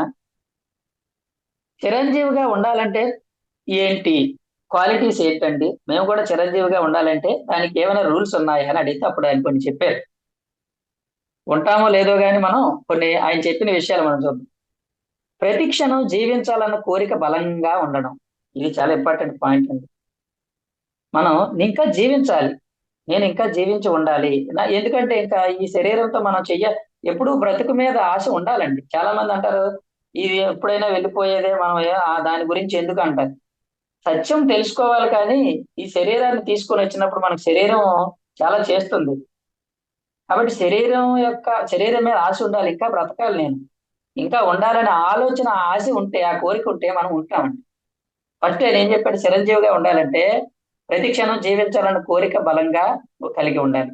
మనకే కాకుండా మానవ జాతికి కూడా సహాయపడే పనులు, సవాళ్లు ఒకదాని తర్వాత ఒకటిగా తీసుకొని చేసే సామర్థ్యం కలిగి ఉండడం. ఏం పని పాట లేకుండా ఉంటే లాభం లేదు. నీ వల్ల ఈ ప్రపంచానికి ఏదో ఒక మేలు జరుగుతుండేలాగా పనిచేయాలి నువ్వు. అప్పుడు ఏమవుతుందంటే ఆ మాస్టర్లు కూడా నీకు కాస్త అవకాశాలను ఇస్తూ ఉంటారు. ఇతరులకు ఆధ్యాత్మికంగా సహాయం చేయాలన్న కోరిక బలంగా ఉండాలి. నేను ఇంకా మాస్టర్లకు బోధించాలి, నేను ఇంకా సేవ చేయాలి అనే కోరిక ఉంటే నీకు ఇంకా ఆయుష్ ఉంటుంది, ఇంకా నువ్వు చిరంజీవిగా ఉండడానికి ఉంటావు అని చెప్పాడు. జీవితంలో అన్ని మార్గాల్లోని వాళ్ళ పట్ల ఆప్యాయత, సానుభూతి కలిగి ఉండడం. ద్వేషము, ఈర్ష్య అలాంటివి కాకుండా అందరి పట్ల సానుభూతి, అందరి పట్ల ఆప్యాయతను కలిగి ఉంటుంది. జనన మరణాలు మిథ్య అన్న జ్ఞానం కలిగి ఉండడం. కోరుకున్నంత కాలం ఒకే శరీరంలో ఉండగలమనే కోరిక కలిగి ఉండడం. ఎంతకాలమైనా ఉండొచ్చు ఈ శరీరంలో అనే ఆలోచన ఎప్పుడు ఉండాలి. అలా ఉన్నప్పుడు మీరు కూడా చిరంజీవులు కాగలరు అని అన్నారు. ఓకే, ఎవరికైనా కావాలనుకుంటే ఈ పాయింట్స్ పాటించండి, లేదనుకుంటే లేదు. ఇదిగోండి, చాలా మంది మానవ జాతిలో 99% మంది ఇలాంటి సవాలు ఎదుర్కోవడం కన్నా మరణమే మేలనుకుంటారు. వారి సంకల్పం అది. నేను మాత్రం భౌతిక అమరత్వాన్నే కోరుకుంటాను ఎక్కువగా. ఎందుకంటే ఇతరులకు సహాయపడటంతో పాటు మీ వ్యక్తిగత ఎదుగుదల అడ్డు ఆపు లేకుండా నిర్విరామంగా పనిచేయొచ్చు నేను అని. సరే, తర్వాత కొన్ని ప్రశ్నలు అడిగారు. మా పిల్లల విషయంలో మీరు మాకు ఇచ్చే సలహా ఏమిటి, చేయవలసినవి ఏమిటి, చేయకూడనివి ఏమిటి అని అడిగితే ఆయన చెప్పారు, ఏమి లేదు, వాళ్ళు పరిపూర్ణమైన మాస్టర్లు, కేవలం వాళ్ళు ధ్యానం చేయాలంటే, వాళ్ళకి ఇప్పటికే అన్ని తెలుసు, మీరు కొత్తగా ఏమీ నేర్పక్కర్లేదు అని చెప్పాడు. మీ గురించి మీరు మాత్రమే వివరించదగిన అద్వితీయమైన విషయం ఏదైనా ఉంటే ఒకటి చెప్పండి. అప్పుడు ఆయన చెప్పాడు, కౌరవుల మధ్యలో ఉంటూ మానసిక వికాసానికి వ్యతిరేకమైన ఆ వాతావరణంలోనే ఆధ్యాత్మికంగా ఎదగాలి. ఇది ఈ జన్మకు వచ్చేటప్పుడు నేను నిర్ణయించుకున్న కార్యం. కానీ ఈ నా జన్మ కార్యంలో నేను పెట్టుకున్న పని మరింత క్లిష్టము, జటిలము అయిపోయింది. అందుకు కారణం నాకు ఇవ్వబడిన చిరంజీవత్వ వరం. చూడండి, నేను అనుక్షణం ఈ క్షణంలో బ్రతకడం, ఈ క్షణం కోసమే పనిచేయడం చేసేవాడిని. బుద్ధుడు తపస్సు చేసింది నిర్వాణం పొందాలని కాదు, అసలు అది ఆయన లక్ష్యం కాదు. ఆయన లక్ష్యం అంతా మనుషులకు సహాయం చేయటమే. ఆయన ఆ పనిని తన సంకల్ప శక్తితో మాత్రమే చేస్తూ వచ్చాడు. మీ విధిని మీరు నిర్వర్తించండి, అదే మీ లక్ష్యం. అంటే పుస్తకాలు చదవటం, ధ్యానం చేయటం, ఇతరులతో ధ్యానం గురించి, పుస్తకాల గురించి మాట్లాడడం, ఇదే మీ లక్ష్యం. ఇలా కొన్ని విషయాలు చెప్పడం జరిగింది. మా మనసుల్లో నిలిచిపోయిన ఏమైనా డౌట్స్ ఏమైనా మీకు అనిపిస్తే మీరు కొంచెం చెప్పండి అని అడిగారు. ఆయన అప్పుడు ఏం చెప్పారంటే, మీరు క్రమం తప్పకుండా ధ్యానం చేయటం మొదలు పెట్టాక కుండలిని గురించి మీరు దిగులు పడాల్సిన అవసరం లేదు. అది మీ శారీరక వ్యవస్థలో మీ ఆధ్యాత్మిక పురోగతిని సూచించే మౌలిక నిర్మాణ అంశం. కేవలం హఠయోగులు మాత్రమే కుండలిని శక్తిని ప్రబోధం చేస్తారు. శ్వాసపై ధ్యాస ఉంచే సామాన్య ధ్యానికి అది చేపట్టదగిన కార్యం కాదు. అన్ని చక్రాలు ఆటోమేటిక్ గా పనిచేస్తాయి. కానీ మీకు వాటి గురించి అస్సలు తెలుసుకోవాలన్న కోరిక ఉంటే మీరు కుండలిని ప్రబోధం, ప్రయాణం, నియంత్రణ అన్నిటినీ అనుభూతి చెందవచ్చు అని చెప్పి, మీరు దాని గురించి ఏమి వర్రీ అవ్వక్కర్లేదు, సాధన చేస్తూ ఉంటే ఆటోమేటిక్ గానే అవి జరుగుతాయి అని చెప్పారు. తర్వాత మీకు మీరే మాస్టర్. మీరు ఒక స్థితిని చేరుకునే వరకు ప్రతి స్థితిలో ఉండే ప్రతి మాస్టర్ వచ్చి మీకు రకరకాల విషయాలు బోధిస్తూ ఉంటారు. చాలా ఇంపార్టెంట్ పాయింట్ అండి. మనం ఎదుగుతున్న కొద్దీ మన స్థాయిలో ఉన్న మాస్టర్లు మనకు ఉంటారు. అంటే ఎలిమెంటరీ స్కూల్లో ఉన్నాం అనుకోండి, ఎలిమెంటరీ టీచర్లు ఉంటారు. హై స్కూల్కి వెళ్ళాక హై స్కూల్ టీచర్లు ఉంటారు. కాలేజీకి వెళ్ళాక కాలేజీ లెవెల్లో లెక్చరర్స్ ఉన్నట్టే, మనం ఆధ్యాత్మిక మార్గంలో ఎదుగుతున్నప్పుడు ఇనీషియల్ స్టేజ్ లో కొంతమంది మాస్టర్లు మనకు ఉంటారు. మనం కొంచెం ఎదిగిన తర్వాత మాస్టర్లు మారిపోతారండి. మన స్థాయి మారేసరికి అప్పుడు మనకు అవసరమైన మాస్టర్లు మనకు వస్తూ ఉంటారు మన లైఫ్ లో. ఇలా ఎప్పటికప్పుడు మీకు మాస్టర్లు మారుతూ ఉంటారు. దీనిని దృష్టిలో పెట్టుకొని మీ చుట్టూ ఉండేవారిని మీరు కూడా అలాగే చూస్తారు. అవును, అది ప్రతి ఒక్కరూ ఏదో ఒకటి నేర్పిస్తూనే ఉంటారు మీకు. ఇది ఆయన ఇచ్చిన సందేశం. కాబట్టి ప్రతి దశలోని మాస్టర్స్ మీకు ఉంటారు. వాళ్ళు చెప్పిన దాన్ని మీరు అనుసరిస్తూ ఉండండి. ఎప్పుడు ఒక మాస్టర్కి స్టిక్ అని అయిపోకండి. నేను ఎలిమెంటరీ సార్ బాగున్నారు, మంచి ఆయన, ఆయన నాకు ఇష్టమైన అక్కడే ఉండిపోతావేంటి, ఎంత మంచి ఆయన, ఎంత కష్టమైనా హై స్కూల్కి వెళ్ళి ఇంకొక మాస్టర్ దగ్గర నేర్చుకోవాల్సింది. ఇంకొక ప్రశ్న అయ్యారు, ధ్యానం అంటే ఏమిటో మాకు చెప్పండి, మేము ధ్యానంలో ఏం చేస్తున్నాం అనే దానితో పోల్చి మీ అనుభవాలు చెప్పండి అని అడిగారు. మీరు ఎలా చేశారంటే అప్పుడు ఆయన అన్నాడు, మీకులానే నా గురువు కూడా నాకు శ్వాసను గమనించడం అనే ప్రక్రియతో ధ్యానం చేయడం నేర్పాడు. కానీ మీలాగా కాక మీ భర్తలాగా నాకు ఎలాంటి అనుభవాలు లేవు. ఆవిడ గురించి చెప్తున్నారన్నమాట. ఎవరైతే ఛానల్ ఆవిడ గురించి. 5 సంవత్సరాల తర్వాత నా అనుభవాలు మొదలయ్యాయి. బంగారు కాంతులు కనిపించడంతో మొదలయ్యాయి. ఆ తర్వాత రకరకాల మాస్టర్ని కలవడం జరుగుతుండేది. రకరకాల ప్రదేశాలు చూసేవాడిని. చివరగా ప్రతిరోజు నా చుట్టూ నాకు అనుభవాలు కలిగేవి. ఇది నా ధ్యానం, నా అనుభవాలు. ధ్యాన అనుభవాల విషయంలో మీకు నాకు ఏ విధంగానూ తేడా లేదు. ఎవరైనా ఒకటే. నాకేదో అనుకోకండి. నాకైనా అది అనుభవాలు, మీకైనా ఏ అనుభవాలు అని చెప్పాడు. జన్మ కారణానికి ఆత్మ ఎదుగుదలకి తేడా ఏమిటి అని అడిగారు. జన్మ కారణానికి ఆత్మ ఎదుగుదల ఒక విధంగా చెప్పాలంటే రెండూ ఒకదానికొకటి ముడిపడి ఉన్నాయి. జన్మ కారణం అనేది మీరు ఎంచుకున్న పని. ఆత్మ ఎదుగుదల అంటే ఇంతవరకు మీరు తీసుకున్న అన్ని జన్మలను ఒక దగ్గరకు చేర్చి, ఇంతవరకు మీరు తీసుకున్న జన్మలన్నింటినీ ఒక దగ్గరకు చేర్చి, ఆ అన్ని జన్మల్లో కలిపి మీరు నేర్చుకున్న మొత్తం జ్ఞానాన్ని ఆత్మ ఎదుగుదల అంటారు. మీరు అంతవరకు ఎంత నేర్చుకున్నారో దాన్ని బట్టి ఆ ఇండికేషన్ చెప్పొచ్చు, అంత నేర్చుకున్నారు అని చెప్పారు. ఇలా మీ ఆధ్యాత్మిక జీవనం అశ్వత్థామ జన్మలోనే ప్రారంభమైందా లేక గత జన్మలోనే ప్రారంభమైందా అని అడిగితే ఆయన చెప్పారు, నా ఆధ్యాత్మిక జీవనం ఈ జన్మకు 2 జన్మల క్రితం ప్రారంభమైంది. అయినా కానీ అప్పట్లో నేను ఆధ్యాత్మికతను అంత సీరియస్ గా తీసుకోలేదు. నా పూర్ణాత్మ వేసిన ప్లాన్కి మీ పూర్ణాత్మ వేసిన ప్లాన్కి తేడా ఉంది. నా పూర్ణాత్మ నా కోసం వేసిన ప్లాన్ ఏమిటంటే, మొదట నేను భౌతిక భూమికల్లో నిత్య జీవితం ఉనికి గురించి చాలా నేర్చుకోవాలి. ఎలాంటి ఆధ్యాత్మిక పరిజ్ఞానం లేకుండానే కేవలం ఒక వ్యూహం ప్రకారం జీవించి ఆ జన్మలో నేర్చుకోవాలి ఎలాగో నేర్చుకున్నాను నేను. చూడండి ఎంత విచిత్రమో. ఆధ్యాత్మిక పరిజ్ఞానంతో కాకుండా ముందు భౌతిక పరిస్థితుల నుంచి అన్ని రకాల అనుభవాలు పొంది ఆ విధంగానే ఎలా నేర్చుకోవాలో నేర్పించాడండి. ఆయన యొక్క పూర్ణాత్మ అలా ప్లాన్ చేశాడండి. జనరల్ గా మనం ఏమనుకుంటాం, ఆధ్యాత్మికతలోకి వచ్చాక అన్ని నేర్చుకుంటామని కాదు. ఒక్కొక్క పూర్ణాత్మకి ఒక్కొక్క ప్లాన్ ఉంటుంది. నా పూర్ణాత్మ అలా ప్లాన్ చేశాడు. నేను ఆధ్యాత్మికత రాకముందే భౌతికంగా ఎన్ని నేర్పించాలో అన్ని నేర్పించేశాక నన్ను ఆధ్యాత్మికతలో ప్రవేశపెట్టాడు నా పూర్ణాత్మ అని చెప్పాడు. కొన్ని జన్మల్లో నేను అనుకున్న పనిని సక్రమంగా ఓడిపోయాను. అయితే కేవలం కృష్ణుని సన్నిధిలో మాత్రమే నేను చాలా నేర్చుకున్నాను. మర్మంగా చెప్పాలంటే ఆ జన్మలో ఆయన నాకు భౌతిక గురువు అయ్యారనే చెప్పాలి. నేను చిరంజీవిని కావడానికి అలా అన్ని అనుకూలించాయి. మేము మీలా కావడానికి మార్గం చెబుతారా అంటే ఆయన చెప్పాడు, ఆధ్యాత్మిక సాధనలో అప్రమత్తంగా ఉండండి. అప్రమత్తంగా అలర్ట్ గా ఉండండి. ఎల్లప్పుడూ మీ చిన్ని చేతిని అందిస్తూ గురువు పత్రిసారి గురించి చెప్పారండి ఇక్కడ ఆయన మీ గురువుతోనే ఉండండి, ఆయనతోనే ఉండండి. దీపం ఉండగానే ఇల్లు చక్కబెట్టుకోవాలన్న విషయాన్ని మనసులో గుర్తుపెట్టుకోండి. ఆయన అంటే పత్రిసారి అండి, మిమ్మల్ని ఎంతటి స్థాయికైనా తీసుకువెళ్ళగలరు. నేను ఫలానా కావాలని చెప్పండి, ఆయనే చేసేస్తారు. అంత సమర్థుడు శక్తిమంతుడు ఆయన. లేకపోతే శిష్యులు చాలాలు అని పిలవడానికి బదులు తన శిష్యుల్ని మాస్టర్స్ అనే పిలిచే వాళ్ళు ఎవరున్నారు చెప్పండి అన్నాడు ఆయన. అది ఆయన ఇచ్చిన సందేశము. కాబట్టి ఇది అశ్వత్థామ ఇచ్చిన సందేశం అండి. చిరంజీవిగా ఎలా మారాలని చెప్పి ఇచ్చారు కొన్ని విషయాలు. అలాగే ఆయన చెప్పింది ఏంటంటే, కష్టపడి ముందుకు వెళ్ళండి, అలర్ట్ గా ఉండండి, ఆధ్యాత్మిక మార్గంలో అలర్ట్ గా ఉండండి. అలాగే ఒక్కొక్క పూర్ణాత్మ ఒక్కొక్క విధంగా తన ప్లాన్ చేసుకొని అంశాత్మలకి రకరకాల అనుభవాలు ఇస్తుంటుంది. కాబట్టి ఎప్పుడు ఒకే కోణంలో ఆలోచించకండి, ఎన్నో కోణాలు ఉంటాయి, అన్ని రకాలుగా కూడా జ్ఞానాన్ని సమీకరించుకోండి అని మీరు అబ్జర్వ్ చేయండి. అందరి మాస్టర్లోని ఒకే రకమైన సందేశాలు కనబడతాయి. అంటే డిఫరెంట్ గా ఉంటాయి, కానీ శ్రద్ధగా ఉండండి, సహనంగా ఉండండి, సాధన ఎక్కువ చెయ్యండి, అన్ని పరిస్థితుల నుంచి నేర్చుకోండి, ఇలాగే ఉంటాయి ఆన్సర్స్.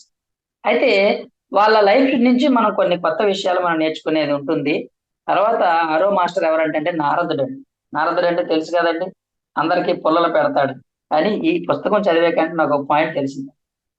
అందరికి తగులు పెడతాడు, అన్ని లోకాలకి తిరిగి వీళ్ళకి వాళ్ళకి, అంతే సినిమాల్లో మన అలాగే అలాగే కదండి చూపిస్తారు నారదుడిని, కానీ ఆయన చేసిన పని వేరు. అది అంటే ఏది ఎలా మారిపోయిందో చూడండి. ఈ పుస్తకం ఆయన గురించి తెలుసుకున్నాక అర్థమైంది. ఆయన ఏమన్నాడంటే, నాకు తెలుసు నారదుడు కూడా చిరంజీవి అంటే అశ్వత్థాముడు లాగే. ఆయన అన్నారు, నాకు తెలుసు చిరంజీవులైన మాస్టర్ గురించి మీరు ఆలోచించడం మొదలు పెట్టిన తర్వాత నన్ను పిలుస్తారని. మిమ్మల్ని మొదటిసారి కలుస్తున్నాను కాబట్టి ఓకే హాయ్ చెప్తున్నాను అని చెప్తూ, నేను చిరంజీవి ఎలా అయ్యాను, నా మట్టుకు నాకు అది అనేక జన్మలుగా వస్తూ ఉన్న ప్రవాహం. నేనేమన్నారంటే, అది అనేక జన్మలుగా వస్తున్న ప్రవాహం. జీవితంలోని వివిధ రకాల పాఠాలు నేర్చుకోవడానికి నాకు అనేక జన్మలు పట్టింది. లెక్కలేనన్ని జన్మలు తీసుకున్నాను. ఒకటి రెండు చాలా జన్మలు తీసుకున్నాను. ప్రతి జన్మ, ప్రతి జీవితం నాకు నేర్పించిన జ్ఞానం యొక్క పూర్తి సారమే నేను ఇదే భౌతిక శరీరంలో శాశ్వతంగా బ్రతకగలగడం అన్న దానిని నాకు నేర్పింది. నా శరీరం వడలిపోదు కూడా. ఇప్పటికీ అది 40 ఏళ్ల శరీరం లాగా దృఢంగా తేలిగ్గా ఉంటుంది. అందుకని మీరు ఎప్పుడైనా అబ్జర్వ్ చేయండి, నారదుడిని ముసలి వాళ్ళకి ఎక్కడ చూపించారు, ఎప్పుడు నారదుడిని ఎంగగానే చూపిస్తారు సినిమాల్లో కూడా. నా పని ఏమిటంటే, ఇదిగోండి ఇక్కడ చెప్పారు, నా పని ఏమిటంటే నేను ఏం చేస్తుంటానంటే, ఒక పరిధి నుంచి మరో పరిధికి జ్ఞాన సందేశాలను మోసుకుపోవడం. అది ఆయన చేసే పని. ఒక డైమెన్షన్ నుంచి అంటండి, చూసారా అక్కడికి ఇక్కడ తిరుగుతుంటాడని చెప్తాం. ఒక డైమెన్షన్ నుంచి ఇంకొక డైమెన్షన్ కి, ఈ డైమెన్షన్ లో నేర్చుకున్న జ్ఞానాన్ని ఆ డైమెన్షన్ లో వాళ్ళకి వెళ్ళి నేర్పిస్తూ ఉంటాడంట. ఒక డైమెన్షన్ నుంచి ఇంకొక డైమెన్షన్ లోకి జ్ఞాన సందేశాలను మోసుకుపోవడం, అది నేను చేసిన పని. మనం ఏమనుకుంటాం, ఈ గొడవలన్నీ తీసుకుపోతాడు వాళ్ళకి వెళ్ళి, అది కాదండి ఇది చేసేది యాక్చువల్ గా అంటే జ్ఞాన సందేశాలు మోసుకుపోవడం ఇది చేసే పని. దాన్ని ఇలా మారిపోయింది మనకి ఇక్కడికి వచ్చేసరికి అంతా. గడుస్తున్న ఒక్కో యుగం నుంచి పాఠాలు నేర్చుకోవడం. నేను ఎన్నో యుగాల నుంచి చూస్తున్నాను, ప్రతి యుగం నుంచి నేను పాఠాలు నేర్చుకుంటున్నాను. మీకు తెలియడం కోసం చెబుతున్నాను, రాబోయే యుగంలో మనం అంటే మీరందరూ నేను అలాగే బ్రతుకుతాం. ఒక పరిధి నుంచి మరో పరిధిలోకి వెళ్తూ జీవిస్తామంట మనందరం అని చెప్తున్నారు. మీరు కూడా ఒక డైమెన్షన్ నుంచి ఇంకో డైమెన్షన్ కి వెళ్ళిపోతూ ఉంటారు. మీకు తెలిసిన జ్ఞానాన్ని సులభంగా చెప్తూ ఉంటామంట మనం అని చెప్పింది అది. ఇప్పటి వరకు నేనేం ఎంజాయ్ చేశానో అదే మీరు అందరూ కూడా ఎంజాయ్ చేస్తారు. నా తరహా జ్ఞానాన్ని పంచుకోవడానికి నాకు అప్పుడు మానవులు తోడుగా ఉంటారు. నా నా ఆలోచన ఏంటంటే, ఇప్పుడు నేను ఒక్కడు, నాలాంటి వాళ్ళు కొంతమంది ఉన్నారు. ఇప్పుడు మీరు అందరూ తయారవుతున్నారు, కొన్నాళ్ళకి నాలాంటి వాళ్ళు అందరూ తయారవుతారు. ఇంకా డైమెన్షన్ నుంచి డైమెన్షన్ కి హాయిగా తిరుగుతూ జ్ఞానాన్ని సులభంగా పంచే వాళ్ళు నాకు తోడు దొరుకుతున్నందుకు నాకు చాలా ఆనందంగా ఉంది. మీ జన్మలను మీరు ఎలా ప్రారంభించారో అలాగే నేను నా వివిధ జన్మలను ప్రారంభించాను. మొదట్లో నేను ఒక మామూలు మనిషిని. కేవలం జన్మ కార్యాలు చేపడుతూ ఉండేవాడిని. పని సక్రమంగా చేయకుండా అదే భూమికకు మళ్ళీ మళ్ళీ వచ్చి పడుతూ ఉండేవాడిని. జీవితం విహీనంగా అనిపించి ప్రవీణంగా విసుగొచ్చేసింది నాకు. నెమ్మదిగా నాకు కొంచెం కొంచెం అర్థం కాసాగింది. ఏ లక్ష్యం లేకుండా బ్రతికేస్తున్నానని ఎందుకలా నేను అనుకునేవాడిని. నేను ఒక్కడినే ఇలా ఆలోచిస్తున్నానా, లేక ఇంకెవరైనా కూడా ఆలోచిస్తున్నారా నాలాంటి వాళ్ళ గురించి తెలుసుకోవాలనే తపనలో 15వ ఏట ఇల్లు వదిలి వచ్చేసాను నేను. రకరకాల ప్రదేశాలు తిరిగాను. నాకు తృప్తిని కలిగించిన మహనీయులు ఎవరూ నాకు కనిపించలేదు. నాకు తారసపడిన ఒక్కొక్క మాస్టర్ కూడా ఏదో కొంత వదిలిపెట్టి అసంపూర్ణంగా చెబుతున్నట్లు అనిపించింది. చివరికి రకరకాల పరిధుల్లో 107 మంది గురువులను కలుసుకున్నాక 108వ గురువుగా నారాయణుని కలుసుకున్నాను నేను. ఆయన నాకు ప్రతి విషయాన్ని బోధించారు. భౌతిక శరీరంలో ఉన్నందుకు నేను తొలిసారిగా ఎంతో సంతోషపడ్డాను. తర్వాత నేను మనం ఎలాగైతే అన్ని సొసైటీలు తిరిగి అన్ని చోట్లకి తిరిగి చివరికి పత్రి సార్ దగ్గర చేరిన తర్వాతే అసలైనది మనకు దొరికిందిరా బాబు అని చెప్పేసి ఇక్కడ ఎలా స్థిరపడ్డామో, ఆయన కూడా ఎంతో మంది గురువుల దగ్గర తిరిగారంట. తిరిగి చివరికి నారాయణుడు దగ్గరికి చేరిన తర్వాత ఆయనకు ఆ జ్ఞానం అంతా బోధించిన తర్వాత అన్ని నేర్చుకున్నాను, అప్పుడు సంపూర్ణ జ్ఞానిగా మారాను అని చెప్పాడు. ప్రతి ధ్యానికి నేను ఇచ్చిన సందేశం ఏమిటంటే, మీకు ఉన్న ఎలాంటి జ్ఞానాన్ని అయినా సరే ఇతర ధ్యానులకు పంచండి. మనం చేసేది అది అని చెప్పి సందేశం అది. మీరు కూడా పంచండి. నేను చిరంజీవత్వ వరాన్ని పొందింది ఇలానే. నేను ఎలా పొందానంటే, నా దగ్గర ఉన్నది అందరికీ పంచడం వల్ల నా యొక్క పని ఇంకా ఉండిపోయింది భూమి మీద. అంటే ఇలా పంచుతూ ఉంటే నాది ఉండడం వల్ల ఇంకా నేను వెళ్లకుండా ఉండాల్సి వచ్చింది. నేను పంచకుండా ఉంటే ఎప్పుడూ వెళ్ళిపోయేవాడు, నా పని అయిపోయి ఉండేది అని చెప్పాడు ఆయన. నేను శాశ్వతంగా జీవించి ఉండడానికి ఏకైక మార్గం మనం పొందిన ఆధ్యాత్మిక జ్ఞానాన్ని ఇతరులతో పంచుకోవడం ద్వారా మాత్రమే అని నేను తెలుసుకున్నాను. చిరంజీవి స్థితికి చేరుకోవడానికి మీరు ఎంతకాలం ధ్యానం చేశారు? చిరంజీవిని కావాలని నేనేమీ ధ్యానం చేయలేదు. ఇతర లోకాలను చేరుకోవడానికి ఒక పరిధి నుంచి మరో పరిధిలోకి ప్రయాణం చేసే జ్ఞానం సంపాదించాలని ధ్యానం చేశాను. ఒక పరిధి నుంచి మరో పరిధికి నేను ప్రయాణం చేసింది అక్కడున్న వివిధ మాస్టర్స్ నుంచి జ్ఞానాన్ని పొందాలని. ఈ విధంగా నేను పొందిన జ్ఞానం ఏమిటంటే, రకరకాల స్థాయిల్లో మాస్టర్లు ఉన్నారు. ఒక్కొక్కరికి కొత్త వ్యవస్థల్ని సృష్టించడం, కొనసాగించడం, పోషించడం అనే పని ఉంటుంది. అప్పటికే అమలులో ఉన్న వివిధ వ్యవస్థలను మళ్ళీ నిర్మించడం, పునర్వ్యవస్థీకరించడం లాంటి పనులు కూడా చాలా మంది మాస్టర్లు చాలా బిజీగా ఉన్నారు. అన్ని డైమెన్షన్ లోని ఎవరు ఖాళీగా లేరు అని చెప్పాడన్నమాట. మరో మహాయోగుల కూటమికి తమ సొంత సాహస కార్యక్రమాలు చేయడం అంటే ఇష్టం. అది ఆత్మజ్ఞాన రంగంలో కావచ్చు, ఇంకా వేరే రంగంలో కావచ్చు. కాబట్టి ఇలా ఆయన చాలా విషయాలు చెప్పారండి. చాలా విషయాలు చెప్పారు. చూడండి, మన జన్మలో మనం ఏం చేయాలి అనేది మన పూర్ణాత్మ నిర్ణయిస్తుందా, దాని విధి అనవచ్చా అని అడిగారు. స్వేచ్ఛ, ఎంపిక అనే వాటిని మీరు అర్థం చేసుకునే స్థాయికి వచ్చారంటే విధి అనే మాట చాలా వరకు తగ్గిపోతుంది. స్వేచ్ఛ అనేది, ఎంపిక అనేది. విధి లేదా జన్మ ప్రణాళిక అనేది ప్రతి ఒక్కరికి ఉంటుంది. ఇది ఒక విస్తారమైన విషయం. దీని మీద ఆధారపడి జన్మ ప్రణాళికను గ్రహించడం జరుగుతుంది. ఆధ్యాత్మిక మార్గంలో ఆత్మ ఎదగడం మొదలు పెట్టేసరికి విధి ప్రభావం మన మీద ఉండదు. ఎదుగుతున్న ఆత్మ ఆ విధి ఏర్పడిన కారణాన్ని తెలుసుకుంటుంది. చూడండి, ఎదగక ముందు విధి చేతిలో ఉంటాం మనం. ఒకసారి నువ్వు ఎదుగుతున్న నీ జన్మ ప్రణాళిక కారణం నువ్వు తెలుసుకున్నావంటే విధి ప్రభావం అనేది నీ మీద ఉండదు. మామూలు ఆత్మ అంటే ఆధ్యాత్మిక మార్గంలో ఎదగిన ఆత్మ ఆ విధి ప్రకారం జీవించకపోవటమే గాక తానే ఎంచుకొని తెచ్చుకున్న ఆ పరిస్థితులను తిట్టుకుంటూ ఉంటుంది. అలా చేసి ఇంకా ఇంకా ఊబిలోకి కూరుకుపోతూ మళ్ళీ అలాంటి జన్మల్ని తెచ్చుకుంటూ ఉంటుంది. నేను మాత్రం విధిని జన్మ ప్రణాళిక అంటాను అని చెప్పాడు. ఇలా అని చాలా సందేశాలు ఇవ్వడం జరిగింది. ఓకే, ఇగో ఈ జన్మ తీసుకునేటప్పుడు మీరు ఏం చేయాలనుకుని వచ్చారో అంతకంటే ఎక్కువే సాధించాలనుకుంటే మాత్రం, చూడండి, మీరు అనుకుని వచ్చినప్పుడు కంటే ఇంకా ఎక్కువే సాధించాలని మీరు అనుకుంటే మాత్రం ఎక్కువగా ధ్యానం చేయండి, పుస్తకాలు చదవండి, ఇతరులకు సహాయం చేయండి అని 3 సందేశాలు ఆయన ఇవ్వడం జరిగింది. ఇది నాదన యొక్క సందేశాలు. తర్వాత ఏమైపోయింది, ఇంకొక 5 మినిట్స్ ఉంది. జనక మహర్షి తెలుసు కదండి మనకు. జనక మహారాజు, జనక మహర్షి. ఆయన రాజుగా ఉన్న వాళ్ళు మహర్షులైన వారు చాలా తక్కువ. అందులో ఒకనొక ఆయన జనకుడు రాజుగా ఉన్నాడు, ఆయన మహర్షి కూడా, గొప్ప యోగి ఆయన. ఈయన ఇచ్చిన సందేశాలు చూడండి.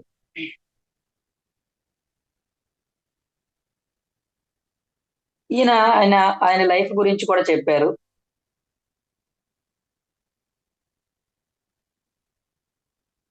మా జనకులు అందరికీ మా తండ్రులే సాధారణ విద్య, యుద్ధ విద్యలతో పాటుగా ధ్యానం కూడా నేర్పేవారు. ఆ రోజుల్లో మేము ధ్యానులం, పాలకులం కూడా అయి ఉండటం మాకెంతో అవసరం. దానివల్ల మాకు మనోనిబ్బరం ఏర్పడింది. ఎదురయ్యే ప్రతి సమస్యను భౌతికంగా అర్థం చేసుకునే వాళ్ళం, అలాగే దాని వెనకున్న ఆధ్యాత్మిక విషయాన్ని కూడా అర్థం చేసుకునే వాళ్ళం. దీనిని అర్థం చేసుకోవటంలో మా మనసుల్లో సమభావనతో ఉండేవాళ్ళం. అయితే నా పూర్వీకులా కాకుండా నాకు మరింతసేపు ధ్యానంలో గడపాలని ఉండేది. వెంటనే నాకు అలా చేయడానికి అనుమతి లభించింది. కొన్ని సంవత్సరాల పాటు తపస్సు చేశాను. రాజ్యానికి తిరిగి వచ్చి రాజునై ప్రజాపాలన చేశాను. జనకుడిగా నా జన్మ వల్ల, ధ్యానం వల్ల నేను నేర్చుకున్నది ఏమిటంటే, మనిషిగా భౌతిక జీవిత పరంగా ఏర్పడిన బాధ్యతలను ఎన్నడూ నిర్లక్ష్యం చేయకూడదు. అదేండి, మనం భౌతిక జీవనంలోకి వచ్చామంటే చాలా అవసరం కాబట్టి వచ్చాము. భౌతిక జీవిత పరంగా ఏర్పడిన బాధ్యతలను ఎన్నడూ నిర్లక్ష్యం చేయకూడదు. మీరు 7వ శరీర చైతన్యానికి చెందిన మాస్టర్ అయితే కావచ్చు, అంత ఎదిగిన మాస్టర్ అయినా మన ఒక భౌతిక శరీరంలోకి వచ్చిన తర్వాత వ్యక్తిగా మీ బాధ్యతలు నిర్వర్తించాలి. మీ కుటుంబం పట్ల గాని, మీ పట్ల గాని మీ బాధ్యతలను ఎప్పుడూ నిర్లక్ష్యం చేయకు. తమ జన్మ పట్ల తమ బాధ్యతలు నిర్వర్తించని వారెవ్వరూ ఆధ్యాత్మికంగా ఎదగలేరు. మీ జన్మ కారణం మొదలుకొని ధ్యానంలో శిఖరాగ్రాలు అందుకునే వరకు అనేక బాధ్యతలు ఉంటాయి మీకు. ధ్యానం ఆధ్యాత్మికత అన్నవి పెళ్ళం బిడ్డల్ని వదిలిపెట్టమని గాని సంఘాన్ని వదిలిపెట్టమని గాని చెప్పవు. పైగా మీరు కుటుంబంతోనూ సంఘంతోనూ కలిసి ఉండాలని గట్టిగా చెబుతాయి. అలాగే సీత గురించి కూడా చాలా విషయాలు చెప్పాడు ఆయన. రామరావణుల జన్మకు కారణాలు ఏమిటి అని అడిగితే అప్పుడు దానికి కొన్ని విషయాలు చెప్పాడు. ధ్యానంలో నేను పొందిన జ్ఞానం ప్రకారం రాముని జన్మను నేను ముందుగానే తెలుసుకున్న దాని ప్రకారం రాముడు 2 ముఖ్యమైన బాధ్యతలు పెట్టుకొని భూమి మీదకి వచ్చాడు. ఒకటి, తాను చాలా సామాన్యమైన రాజకుమారుడినని, తల్లిదండ్రుల పట్ల గౌరవంగా బాధ్యతాయుతంగా ఉండాలనుకున్న వాడిగా సామాన్య ప్రజానీకానికి చూపాలనుకున్నాడు ఆయన. ఒక రాజుగా తల్లిదండ్రుల పట్ల గౌరవంగా ఎలా ఉండాలో చూపించే, అంటే తల్లిదండ్రులు అంటే పెద్దల పట్ల గౌరవంతో వాళ్ళు చెప్పిన విషయాలు వాళ్ళు చెప్పినట్టు ఎలా నడుచుకోవాలో చూపించాలి ప్రజలకు అని చెప్పి చూపించడం కోసం వచ్చాను. రెండవది, తాను కూడా చాలా ఉన్నతమైన మాస్టర్నని, ఆ కాలంలో బ్రతికున్న తాపసులను రక్షించి, అప్పుడు ఋషులని అందరినీ రక్షించి చూడండి, తద్వారా సుఖశాంతులను భూమి మీద నిలబెట్టాలి. అయితే ఆ రావణుడి ఒక మినహాయింపుగా తీసుకున్నాడు. ఇదంతా అయిపోయింది. కాబట్టి జనకుడు చెప్పినది ఏంటంటే, మీరు కుటుంబ బాధ్యతల్ని, ప్రాపంచిక బాధ్యతలు నిర్లక్ష్యం చేయకుండా ఆధ్యాత్మికంగా ఎదగండి. నేను కూడా ధ్యానం కోసం కొంతకాలం అరణ్యాలకు వెళ్ళి సాధన చేసుకుని వచ్చి, సాధనలో బాగా వృద్ధి పొందిన తర్వాత వచ్చి నేను మళ్ళీ రాజ్యాన్ని పరిపాలించాను. కాబట్టి జనక మహారాజుగా నాకు అంత పేరు ప్రఖ్యాతులు లభించాయి అని చెప్పడం జరిగింది. ఇవన్నీ మన జీవితంలో ఆధ్యాత్మిక మార్గంలో చూడండి, ఇవన్నీ మనకు ఉపయోగపడే విషయాలే, సాధారణ విషయాలు. చాలా సులభమైన ఏదో సబ్జెక్ట్ చెప్పలేదండి. నువ్వు ఈ భూలోకంలో ఉంటూనే ఆధ్యాత్మికంగా ఉన్నతంగా ఎదగడానికి ఎలాంటి నియమాలు పాటించాలి, ఎలా జీవించాలి అని చెప్పిన విషయాలు ఇవన్నీ. కాబట్టి ఈ బుక్ చాలా చాలా ఇంపార్టెంట్. కొత్తగా వచ్చిన వాళ్ళకి ఇంపార్టెంటే, ముందుకు వెళ్ళాలనుకున్న వాళ్ళకి ఇంపార్టెంటే. మధ్యలో కొంత బ్రేక్ వచ్చింది అనుకోండి, వాడికి మళ్ళీ పుషప్ ఇస్తుంది, బూస్ట్. కాబట్టి నెక్స్ట్ యుధిష్ఠిరుడు, ఇది కూడా చెప్పేసి ఆపేద్దాము. యుధిష్ఠిరుడు అంటే ధర్మరాజు అండి. 8 చూడండి, నేను ధర్మరాజు అనే పేరుతో అందరికీ బాగా తెలుసు. సంఘ సభ్యులు ప్రశాంతంగా జీవించడం కోసం ప్రతి సంఘము, ప్రతి సంస్కృతి కొన్ని ప్రాథమిక నిబంధనలను, చట్టాలను రూపొందించుకున్నాయి. మీలాగే నేను కూడా సంఘంలో ఉండే మనిషినే. అయితే నా తమ్ముళ్ళు మాత్రం అతి బలశాలులు, మరి ధ్యానులు అని చెప్తూ, నా జన్మ కారణం నుంచి నేను పక్కదో పట్టకుండా ఉండాలని చాలా జాగ్రత్త పడుతూ ఉండేవాడిని. అందువల్ల ఎప్పుడు చూసినా ఒక రకమైన మానసిక ఒత్తిడిలో, టెన్షన్ లో ఉండేవాడిని. ధర్మం తప్ప అన్యం వద్దు అనే మనో నిర్ణయాన్ని గట్టిగా పట్టుకొని ఉండేవాడిని. అంటే సంఘం, సంస్కృతుల సూత్రాలకు కట్టుబడి ఉండేవాడిని నేను. నాకు ఉన్న ఏకైక బలహీనత జోదం. అయితే దానిలో కూడా నేను ధర్మానికే కట్టుబడి ఉండేవాడిని. గెలుపు వాటములను లెక్క చేసేవాడిని కాదు. క్లుప్తంగా చెప్పాలంటే, ఎన్ని కష్టాలు వచ్చినా సరే తాను పుట్టి పెరిగిన పరిస్థితుల్లో ఉంటూనే, చూడండి చాలా ఇంపార్టెంట్ పాయింట్ అండి, మనం ఎలాంటి పరిస్థితుల్లో పుట్టామో అలాంటి పరిస్థితుల్లోనే ఉండాలి. వాటికి విరుద్ధంగా అంటే నేల విడిచి సాము చేయడం ఉండకూడదు. ఎన్ని కష్టాలు వచ్చినా సరే తాను పుట్టి పెరిగిన పరిస్థితుల్లో ఉంటూనే మనిషి పరిణితి చెందగలడు అనేది రుజువు చేయడానికే నేను బతికాను. మనం ఎలాంటి పరిస్థితుల్లో పుట్టి పెరిగామో అలాంటి పరిస్థితుల్లోనే ఉంటూ పరిణితి చెందాలి అని ఆయన చెప్పారు. గుర్తుపెట్టుకోండి, నా జన్మ ధ్యానం గురించి కానీ పుస్తకాలు చదవడం గురించి కానీ చెప్పదు. కేవలం సంఘానికి, సంస్కృతికి కట్టుబడి ఉండడం మాత్రమే చెప్తుంది. అంటే ధర్మబద్ధంగా జీవించాలని మాత్రమే నా జన్మ చెప్తుంది మీకు. ప్రతి మాస్టర్ నుంచి ఒక పాయింట్ మనం జేబులో వేసుకోవాలి. నేను ధ్యానం చేశాను, కానీ అది కురుక్షేత్ర సంగ్రామం తర్వాతే. నా జీవితం గురించి, నా పనుల గురించి ఇంతే చెప్పగలిగింది. ఇంకా అంతకంటే నేను ఎక్కువ మాట్లాడను. అప్పుడు ఎక్కువ మాట్లాడేవాడిని కాదు, ఇప్పుడు నేను ఎక్కువ మాట్లాడలేను అని చెప్పారు. 13 ఏళ్ల దేశ బహిష్కారం సమయంలో మీరు చేసిన పనులు ఏమిటి, ఆ సమయంలో శ్రీకృష్ణుడి పాత్ర అలాంటిది అని ఒక క్వశ్చన్ అడిగారు. అప్పుడు ఆయన చెప్పింది ఏంటంటే, చూడండి, 13 ఏళ్ల దేశ బహిష్కరణలో మేము చేసింది ఏమిటంటే, కౌరవుల కుటుంబాల్లోని వాళ్లకు చెందిన రకరకాల గ్రహస్థితుల వివరాలు సేకరించుకొని ఎవరిని ఏ విధంగా దెబ్బతీయాలో చూసుకున్నాం.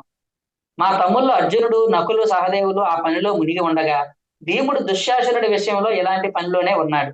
నేను, కృష్ణుడు మాత్రం ఏ రకంగా దాడి చేస్తే మంచి చెడ్డలు ఎలా ఉంటాయి అనే విషయాలు, అంటే ధర్మయుద్ధం ఎలా చేయాలి అనే విషయాలను మేము ఆలోచించడంలో మునిగి ఉండేవాళ్ళం. అయ్యా, 12 ఏళ్ళు ఎడతెరిపి లేకుండా తపస్సులు ఏమీ చేయలేదు మేము. ఆ కాలంలో ఎన్నో యుద్ధాలు కూడా చేశాం. మేము జన్మ తీసుకొచ్చి వచ్చింది కేవలం ధ్యానం కోసమే కాదు. ఎక్కువ భాగం ధ్యానంలో గడిపాం అనుకోండి.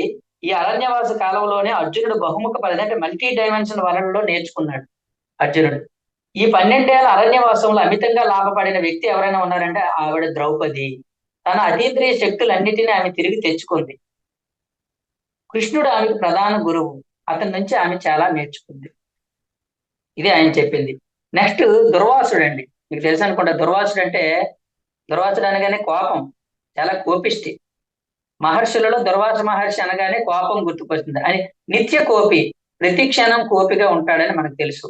కానీ ఆయన కొన్ని కొన్ని విషయాలు చెప్పారండి. ఆయన చెప్పిన విషయాలు చాలా గమ్మత్తుగా ఉన్నాయి చూడండి. నా వ్యక్తిగత జీవితం మీకు ఎలాంటి సందేశాన్ని ఇవ్వదు. నేను మీకు ఇచ్చే సందేశం ఒకటే. కోపం, చిరాకు ముక్కు మీద ఉండే మునిగా నేను ప్రసిద్ధుడిని. కోపం, చిరాకు ముక్కు మీద ఉండే మునిగా నేను ప్రసిద్ధుడిని. నిజానికి బుద్ధుడు దేనినైతే పొందాడు నేను దాన్నే పొందాను. అయినా కూడా మనుషులకు నేనేమిటో తెలియదు. ఎందుకంటే ఇలాంటి ప్రశ్న ఎంతవరకు ఎవరు అడగలేదు. అడగనంత వరకు ఏ విషయము బయటికి రాదు. కానీ ఇప్పుడు ఆ సమయం వచ్చింది. ఇక్కడ నుంచి ఇప్పుడు నేను మీకు ఒక విషయం చెప్తున్నాను. ధ్యానులైన రాజులకు మునులకు తమ తమ పనుల్లో పరిపక్వత సాధించడానికి సహాయం చేయడం కోసం నా జీవితం ఏర్పడింది. పెద్ద రాజులకు అంటే పరిపాలించే వాళ్ళకే నేను బోధన చేసేవాడు. నా రాజులు మునులు వాళ్ళ ధ్యాన సాధనలో బాగా పురోగమించిన వాళ్ళే అయినా జ్ఞానం కోసం కష్టపడడంలో మాత్రం అంతగా పురోగతి సాధించలేదు వాళ్ళు. చిన్న చిన్న పనికిమాలిన తప్పులు చేస్తూ ఉండేవాళ్ళు. అందుకని వాళ్ళ మీద నాకు కోపం వస్తూ ఉండేది. నాకు కోపం రావడానికి ఎప్పుడైనా అదే కారణం. వాళ్ళు చేసే తప్పుల వల్ల నాకు కోపం వస్తుండేది. కానీ నా కోపం వల్ల ఫలితం మాత్రం చాలా గొప్పగా ఉండేది. వాళ్ళు చాలా మార్పు వచ్చేదండి. నా కోపం వచ్చినప్పుడల్లా చాలా మార్పు వచ్చేది వాళ్ళు. అది ఏమిటో గాని నా కాలంలో చరిత్ర వ్రాసే వాళ్ళు ఎప్పుడు నేను నా రాజులకు మునులకు ప్రశాంతంగా బోధ చేసేటప్పుడు ఆ చుట్టుపక్కల ఉండేవారు కాదు. చూడండి ఆయన బాధ చూడండి. నాకు కోపం వచ్చినప్పుడు మాత్రమే వాళ్ళ చుట్టుపక్కల ఉండేవారు. ఆయన పాపమైన మహర్షి ఎందుకు వచ్చేసాడంటే పాపం ఆయన ప్రశాంతంగా ఎన్నోసార్లు బోధనలు చేశారంట. కానీ ఆ టైంలో ఎవడో ఉండేవాడు కాదంట పక్కన. నేను ఎప్పుడు కోపంగా ఉన్నప్పుడు ఎవడో ఒకడు పక్కన ఉండేవాడు. ఇంకా అది ఎవడో నాకు కోపిష్టి అని పేరు వచ్చేసింది అని చెప్పాడు.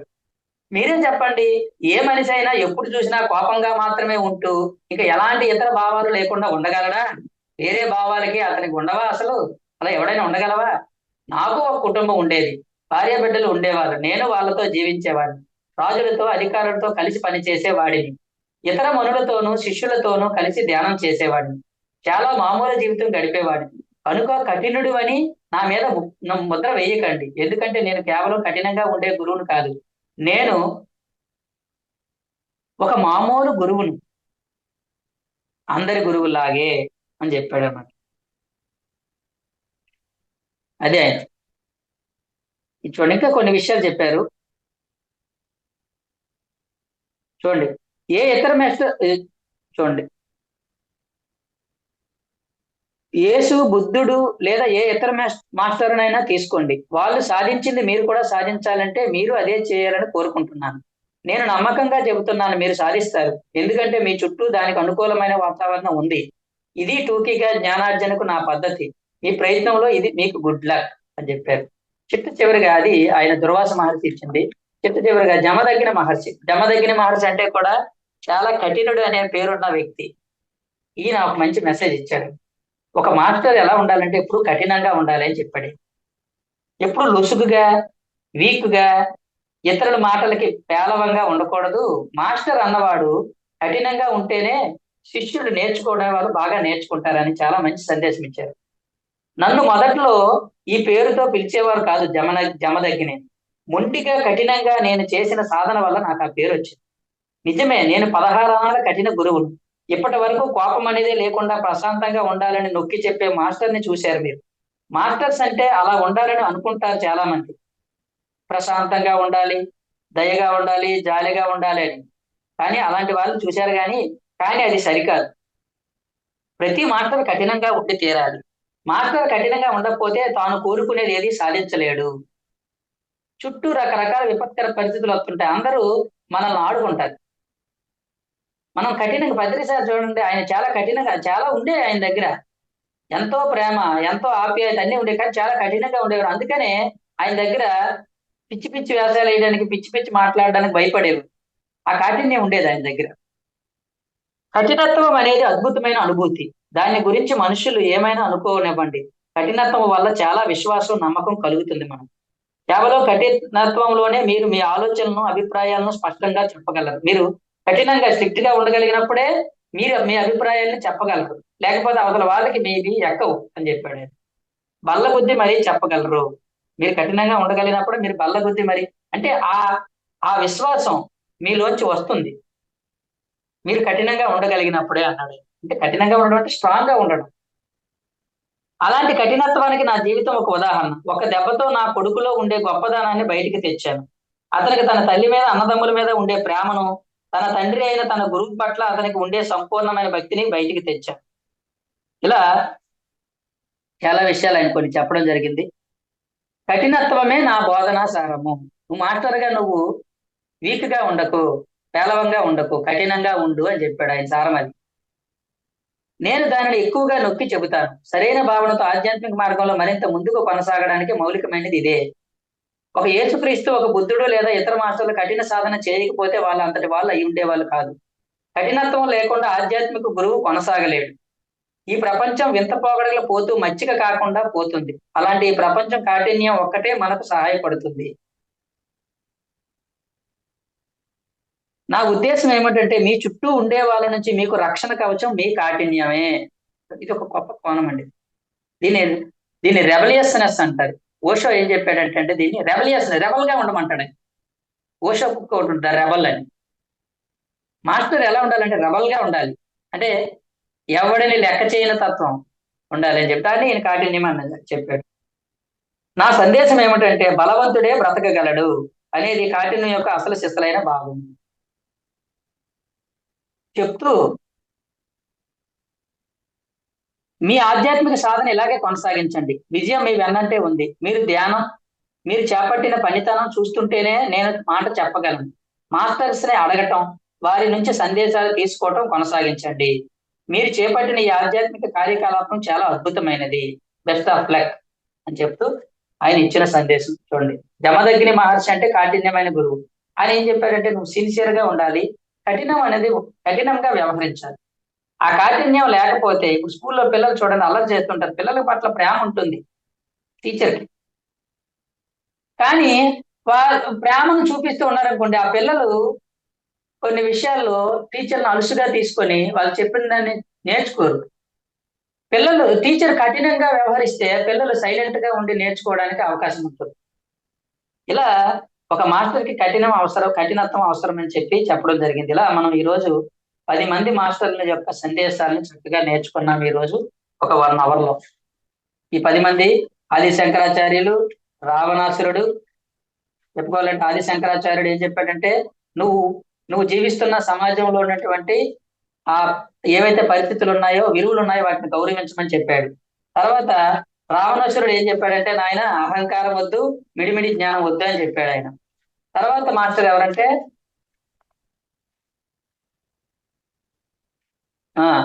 హిరణ్యకశిపుడు ఏం చెప్పాడు, ఇతర మాస్టర్లను గౌరవించడం నేర్చుకోండి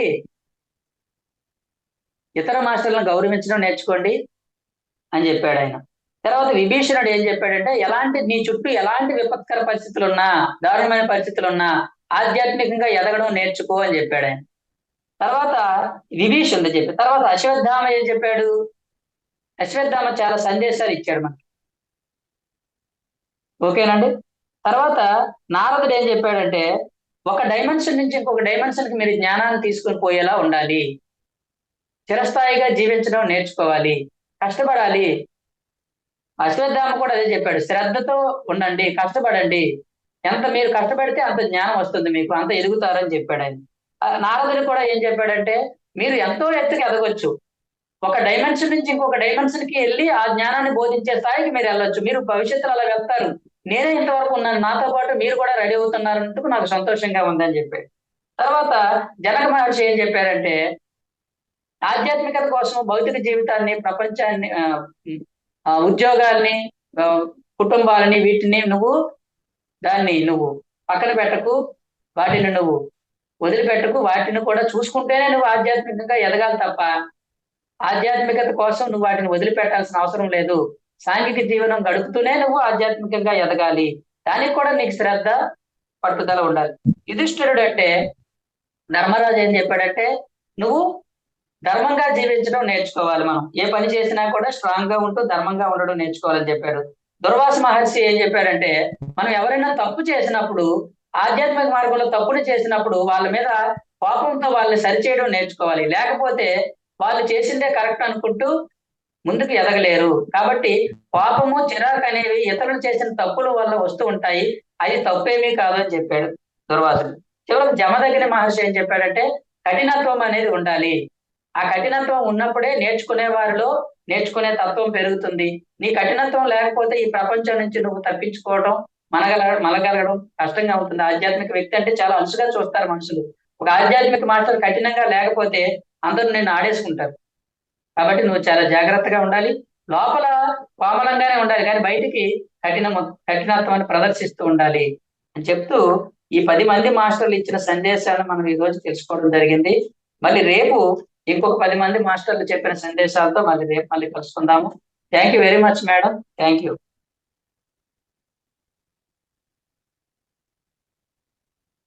thank you sir. Madam. Yes madam. చాలా అద్భుతంగా వివరించారు సార్. నేను అనుకున్నాను మాస్టర్స్ అంటే మామూలుగా మన దాంట్లో ఉన్న సీనియర్ మాస్టర్స్ ఎవరో రాశారు అనుకున్నాను. కానీ మీ క్లాస్ మొదలు పెట్టంగానే చెప్పారు, వాళ్ళ లిస్ట్ చెప్పారు. ఓకే, హాస్టల్ మాస్టర్స్ వీళ్ళు అనేసి తర్వాత రియలైజ్ ఎస్ మేడం. అయింది అనమాట. అంటే మామూలుగా బుక్స్ రాస్తూ ఉంటారు కదా, ఇప్పుడు ఏ మేడం గారు అయితే రాశారో అలాగే ఓహో, ఇప్పుడు అరుణ మేడం గారు అర్థమైంది. అన్నట్టు అలాగే అనుకున్నాను అనమాట. కానీ అది కాదు, హాస్టల్ మాస్టర్స్ మీరు లిస్ట్ చదివారు కదా, అప్పుడు అదే మనం అనుకున్నది కాదు, ఇక్కడ ఎంతో ఉంది, వాళ్ళ చెప్పడం ద్వారా మేడం గారు రాశారు అని. Yes madam. అది కూడా సందేశాలు ఒక్కొక్కరు ఎంత అద్భుతంగా ఉన్నాయో, ప్రతి ఒక్కరు చూడండి. ఆ, వాళ్ళు కనిపిస్తారా, చెప్తారా అనేది కాదు, కనిపించడం జరిగింది, అది చెప్పడం జరిగింది, దాన్ని బుక్ రూపంలో రాయడం కూడా జరిగింది. భగవంతుడు ఎస్ మేడం. ఎస్ వాళ్ళందరూ కూడా మేడం. ఎలా ఇచ్చారు అనేది చాలా ఎస్ మేడం. అద్భుతంగా చెప్పారు sir. Very great, very great. Sir thank you, okay thank you very much madam. Okay, ఇంకా మాస్టర్స్, సార్ ఇంత అద్భుతంగా వివరించారు. అందరం కూడా సార్కి ఒకసారి గట్టిగా ధన్యవాదాలు తెలియజేద్దాము. ఓకే, మీనా కుమార్ మాట్లాడండి అమ్మా, మీనా కుమార్ గారు.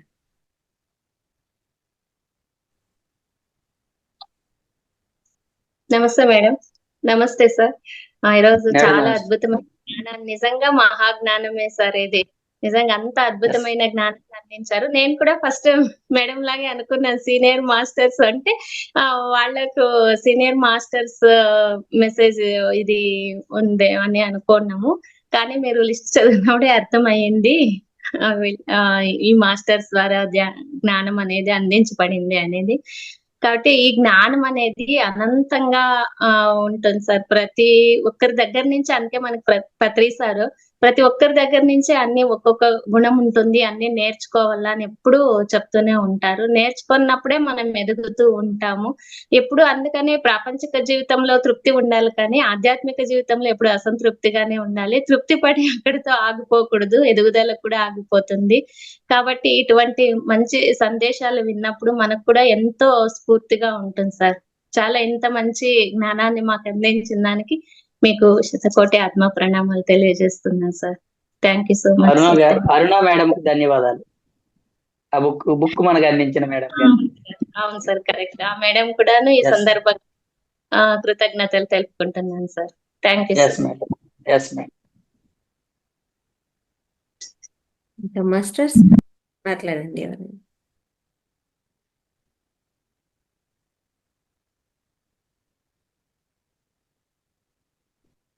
ఏమైంది? సత్యనారాయణ గారు మాట్లాడండి సార్. అన్మ్యూట్ చేసుకోండి.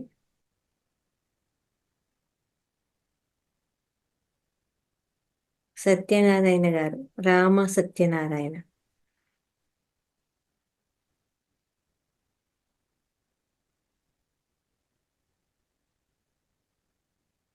ఇంకెవరైనా మాట్లాడండి.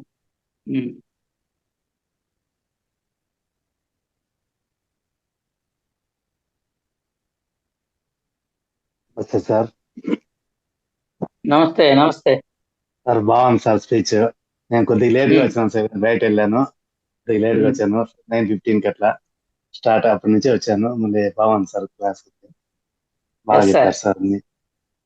అందరు మాస్టర్ల నారదుడు నుంచి నేర్చుకోవాలి మనం. అశ్వత్థామ గారి గురించి, నారదుడి గురించి అన్ని చాలా బాగా వచ్చింది సార్. అంతా చాలా బాగా చెప్పారు sir. Yes sir. Thank you sir. Yes madam. Ravi నమస్తే మేడం. నమస్తే. నమస్తే సార్.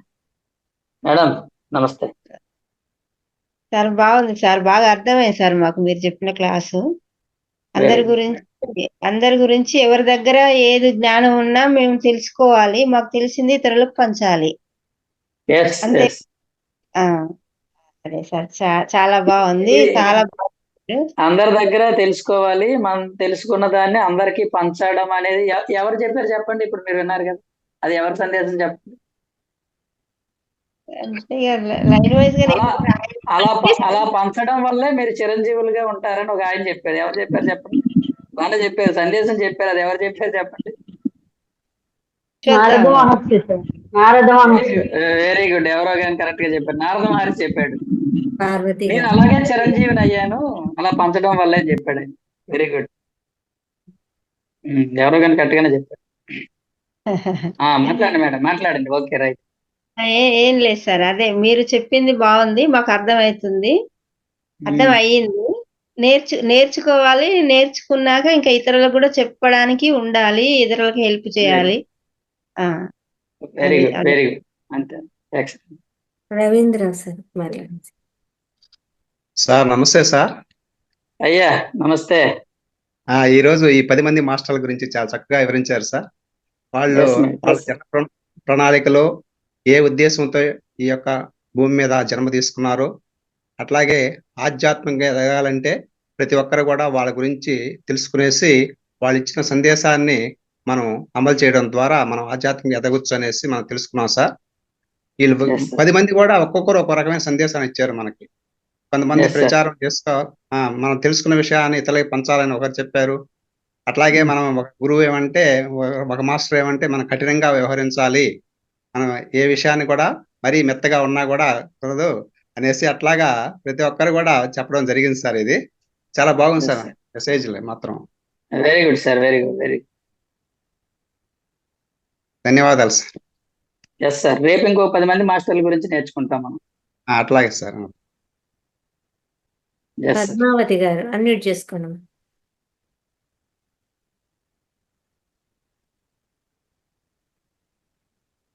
మాట్లాడండి.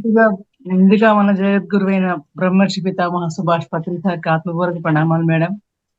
మహావతార్ ఫౌండేషన్ వాళ్ళకి ఆత్మపూర్వక ప్రణామాలు. శ్రీనివాసరావు సార్కి, జూమ్ లో ఉన్న ఆత్మస్వరూపులందరికీ ఆత్మపూర్వక ప్రణామాలు.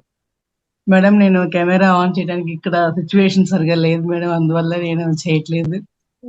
అయితే సార్ శ్రీనివాసరావు సార్ క్లాసెస్ చాలా అద్భుతంగా ఉంటాయండి. ఎందుకంటే మేము కనీసం 1 year నుంచి ఫాలో చేస్తున్నాం సార్ క్లాసెస్. మీరు చక్కగా సార్ క్లాసెస్ అన్ని ఈ మధ్య అన్ని అలా చెప్పించడం మాకు చాలా హ్యాపీగా ఉందండి. ఎందుకంటే ఆ సార్ క్లాసెస్ బాగా స్ప్రెడ్ అవ్వాలని చెప్పి కోరుకునే వాళ్ళల్లో మేము కూడా పాత్ర వహిస్తూ ఉండేవాళ్ళం మేడం. ఇంకా సార్తో చెప్పించండి క్లాసెస్. అప్పుడు ఇప్పుడు దాకా మీరు చెప్పించడండి నేను ఫాలో చేస్తూనే ఉన్నాను మేడం. అయితే ఈ రోజు కూడా సార్ 40 మాస్టర్స్ గురించి చెప్పేటప్పుడు 40 మాస్టర్స్ అంటే ఎవరి గురించి చెప్తారా అని చెప్పని అనిపించింది నాకు కూడా. ఎందుకంటే ప్రతి ఒక్కళ్ళకి ఆ ఫీల్ తీసుకొచ్చేలాగా సార్ దాంతో స్టార్ట్ చేయడం జరిగింది. ముఖ్యంగా 2 పాయింట్స్, అన్ని పాయింట్స్ బాగున్నాయండి, కానీ అన్ని చెప్పలేము కదా. సో ఫస్ట్ నాకు రావణాసుడు అంత తప్పు చేసి కూడా తన తప్పుని ఒప్పుకొని నాలా ఎవరు చెయ్యొద్దు అని చెప్పారా చూసారా మేడం? ఎందుకంటే ఎన్నో విషయాలు, ఎన్నో మంచి ఎన్నో ఉండగా కూడా తన తప్పుని యాక్సెప్టెన్స్ ఎవరైతే చేస్తారో వారే అద్భుతమైన వ్యక్తులు. ఎంతో మంది గొప్పవాళ్ళు, ఎంతో గొప్పతనం ఉండుండొచ్చు, రకరకాల గొప్పతనాలు, కానీ ఎవరైతే తప్పుని నా తప్పు నేను చేశాను అది ఇంకొకరు చెయ్యొద్దు అని చెప్పగలిగారో నిస్వార్థంగా, అంతకంటే గొప్పదనం ఇంకొకటి లేదు మేడం. ఇంకొక పాయింట్, మనం ఎదుగుదలలో ఉన్నప్పుడు మనకి మాస్టర్స్ ఏ స్టెప్ ఆ స్టెప్ మనకి ఎదుగుదలకు ఉపయోగపడుతూ ఉంటారన్నప్పుడు సార్ క్లాస్ ఎగ్జాంపుల్ చెప్పారు. ఏంటి, ఎవరో ఒకళ్ళకి స్టికాన్ అవ్వద్దు, LKG 10th class degree PG లెవెల్లో అన్నట్లుగా. ఆ పాయింట్ నాకు బాగా నచ్చింది మేడం. సార్ ఎప్పుడు ఆ సార్ స్పెషాలిటీయే ఎగ్జాంపుల్స్ చెప్తూ ఎవరికైనా సరే ఎన్ని గంటల సేపు కూర్చున్నా కూడా అలా మన చెవులు లిక్కించి ఏం చెప్తారా అని వినేలాగా చెప్పడమే ఆ సార్ స్పెషాలిటీ మేడం. సో అద్భుతమైన క్లాస్. ఎందుకంటే మామూలుగా మనం ఎవరిదైనా సరే అట్టిపండి నోట్లో ఒలిచి పెడతారు, ఈ సార్ అద్భుతంగా చెప్తారు, ఈ మేడం కానీ సార్ కానీ మనం సహజంగా చెప్పుకుంటాం. కానీ సార్ అట్లా దృష్టిలో మనం ఎలా ఉంటామంటే, సార్ క్లాస్ చెప్పేటప్పుడు ఆయన ఒక గురువు అయితే మిగతా వారందరూ పిల్లలే, వయసుతో సంబంధం లేదు అక్కడ. మిగతా మనందరం కూడా వినేవాళ్ళందరం తన దృష్టిలో చిన్న పిల్లలు అనమాట. ఎందుకంటే నెమ్మదిగా స్లోగా అర్థమైందా, ఆ అంటే అమ్మ, ఆ అంటే ఆవు అని స్లోగా, ఎవరు కూడా కన్ఫ్యూజన్ ఫీల్ కాకుండా ఇప్పుడే కొత్తగా జాయిన్ అయిన వాళ్ళు కూడా ఎంతో చక్కగా మంచి జ్ఞానాన్ని అందించే విధంగా చెప్తారండి సార్. ఇది చాలా సార్లో ఉన్న గొప్పతనం అదండి. థ్యాంక్ యూ మేడం, నాకు ఈ అవకాశాన్ని ఇచ్చినందుకు. శ్రీనివాసరావు సార్, ఆశీర్వాదాలు సార్. Thank you madam. నేను చిన్నపిల్లల స్కూల్ మాస్టర్ నండి. స్కూల్ అక్కడ అలవాటు అయిపోయింది, ఇక్కడ కూడా. అందుకనే చిన్నపిల్లల చూస్తాను. అందుకే అందరికి ఆ జ్ఞానం ఈజీగా అందుతుంది సార్. ఈజీగా స్కూల్లో మీరు పెద్ద పిల్లల క్లాస్ అవ్వకపోవడం మంచిదైంది సార్ మాకు. మీరు చిన్నపిల్లల క్లాస్ అవ్వడం మాకు బెనిఫిట్ అయింది. అందరూ అలాగే చెప్పడం అన్నది ఓకే, అలవాటు అయిపోయింది నాకు. ఇదే కావాలి సార్ అందరికి, అలా మిగతా రకంగా అందరూ చెప్పేవాళ్ళే. Very good madam, very good. Thank you sir, thank you so much. Thank you madam, thank you. మీ ఎక్స్పీరియన్స్ షేర్ చేశారు ఇంత అద్భుతంగా సార్. చాలా ధన్యవాదాలండి. Thank you. ఓకే మేడం, అర్థపడమాలి మేడం. Thank you sir. యొక్క శిష్య బృందం ఇక్కడ జాయిన్ అయ్యారని మాకు అప్పుడే అర్థం అయిపోయింది. లేరు మేడం, మనకి అందరూ. మేడం ఇంకొక విషయం చెప్తాను మేడం. సార్వి చాలా వీడియోస్ ఉన్నాయి మేడం, 30 వీడియోస్ దాకా ఉంటాయి ఆల్మోస్ట్. మీరు సార్ దగ్గర నుంచి ఆ వీడియోస్ తీసుకొని బాగా స్ప్రెడ్ చేయండి. సార్ క్లాసెస్ చాలా బాగుంటాయి, వినడానికి కూడా. ఎంత పెద్ద సబ్జెక్ట్ అయినా సరే చాలా ఈజీగా సరళంగా ఉంటుంది మేడం. ఆల్రెడీ మహావతార ఫౌండేషన్ లోనే నాకు ఎక్కువ వీడియోలు చేశారు మేడం గారు. అవును, ఎందుకంటే మేడం చేసింది 2 వీడియోస్. మేము కనీసం 40-50 విన్న ఎక్స్పీరియన్స్ కాబట్టి నేను మేడం కి మీకంటే సీనియర్లు మేడం అని చెప్పి ఇంకా చేయమని చెప్తున్నా అనమాట.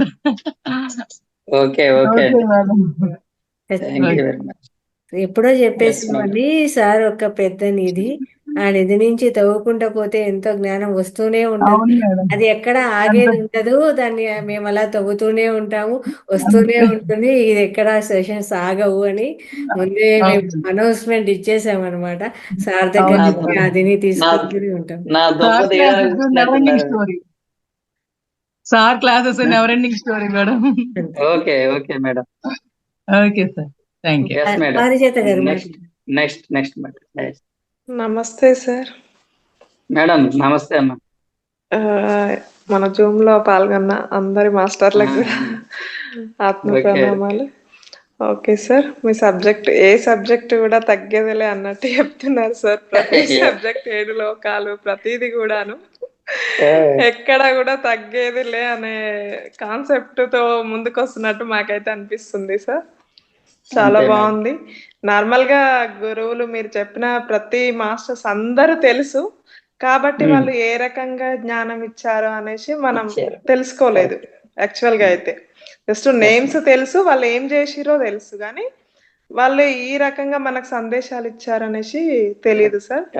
మేము ఇది మీ ద్వారా మేము తీసుకున్నాము ఈ జ్ఞానాన్ని. Thank you sir. Thank you sir. Thank you madam గారు. Thank you sir. ఇంకా ఎవరైనా masters? Next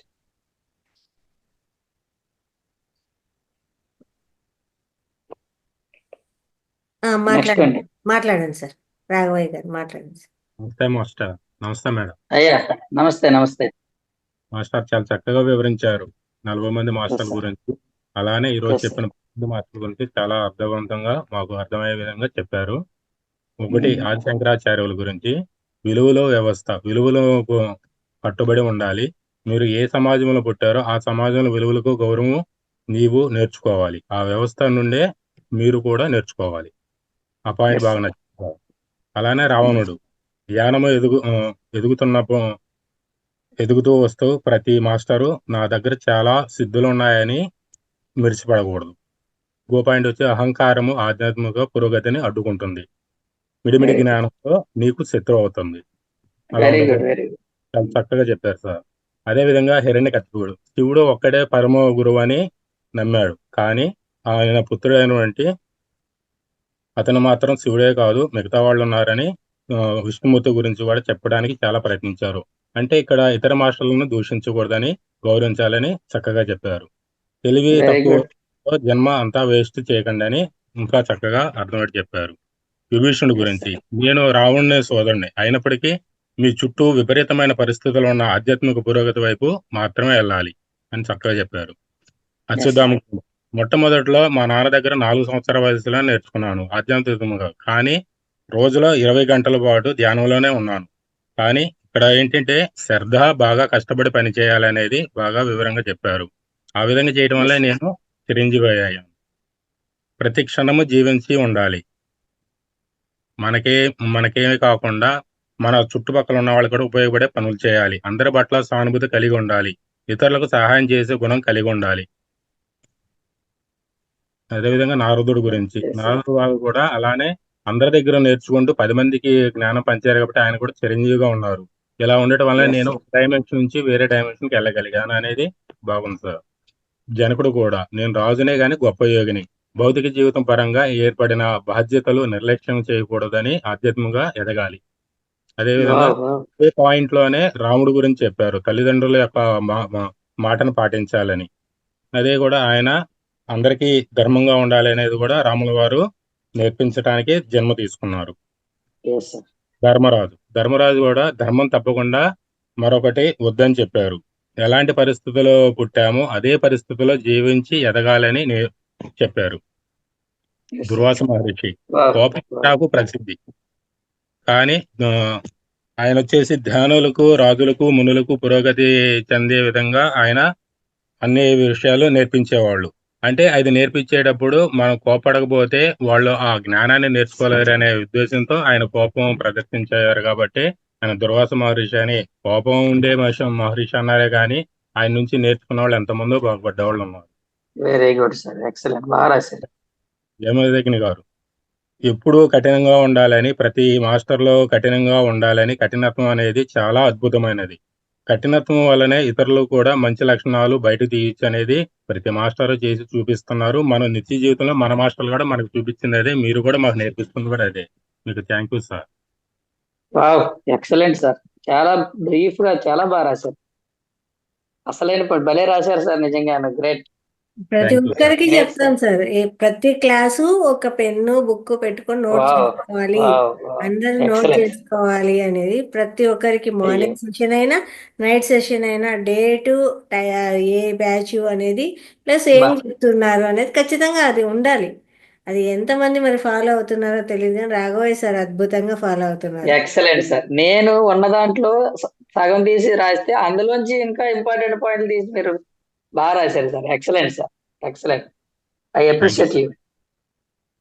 thank you sir. Thank you very much sir. చాలా బాగుంది.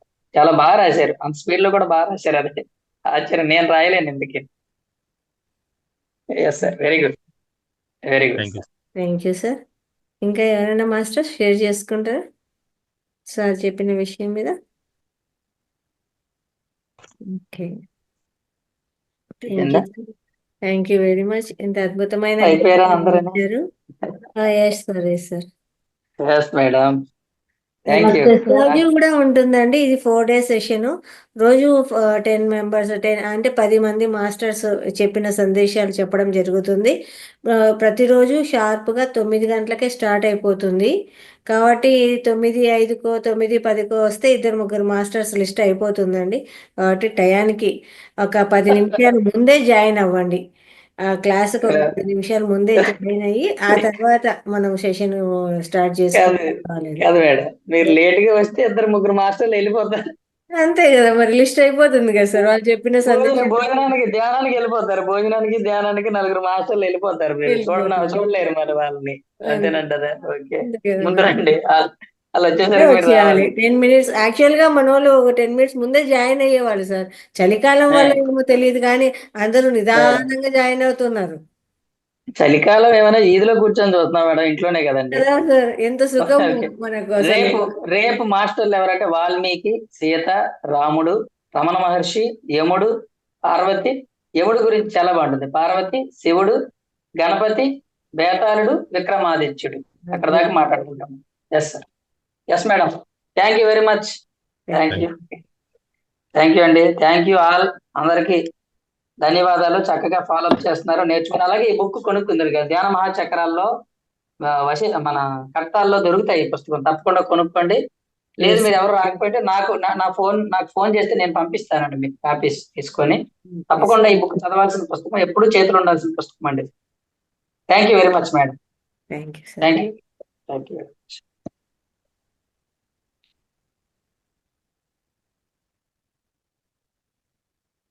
మాస్టర్స్, ఈరోజు అద్భుతమైన సెషన్. ప్రతిరోజు అంటే 4 రోజులు, సోమ, మంగళ, బుధ, గురు, ఈ 4 రోజులు కూడా మనకు ఈ సెషన్ నడుస్తుందండి. సార్ రావడం జరుగుతుంది, ఇలాగే క్లాస్ ఇవ్వడం జరుగుతుంది.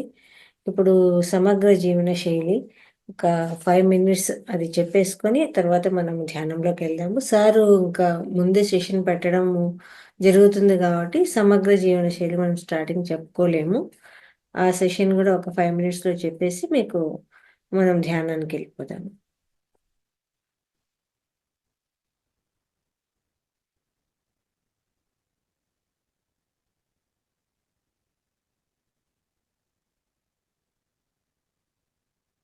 సమగ్ర జీవన శైలిలో మనకి ఈరోజు టాపిక్ బోధకాల గురించి ఉందండి. ఈ బోధకాలు అనేది ఏంటి, దీని గురించి ఏం చెప్పారు, ఎలా అనేది మనం తెలుసుకుందాము.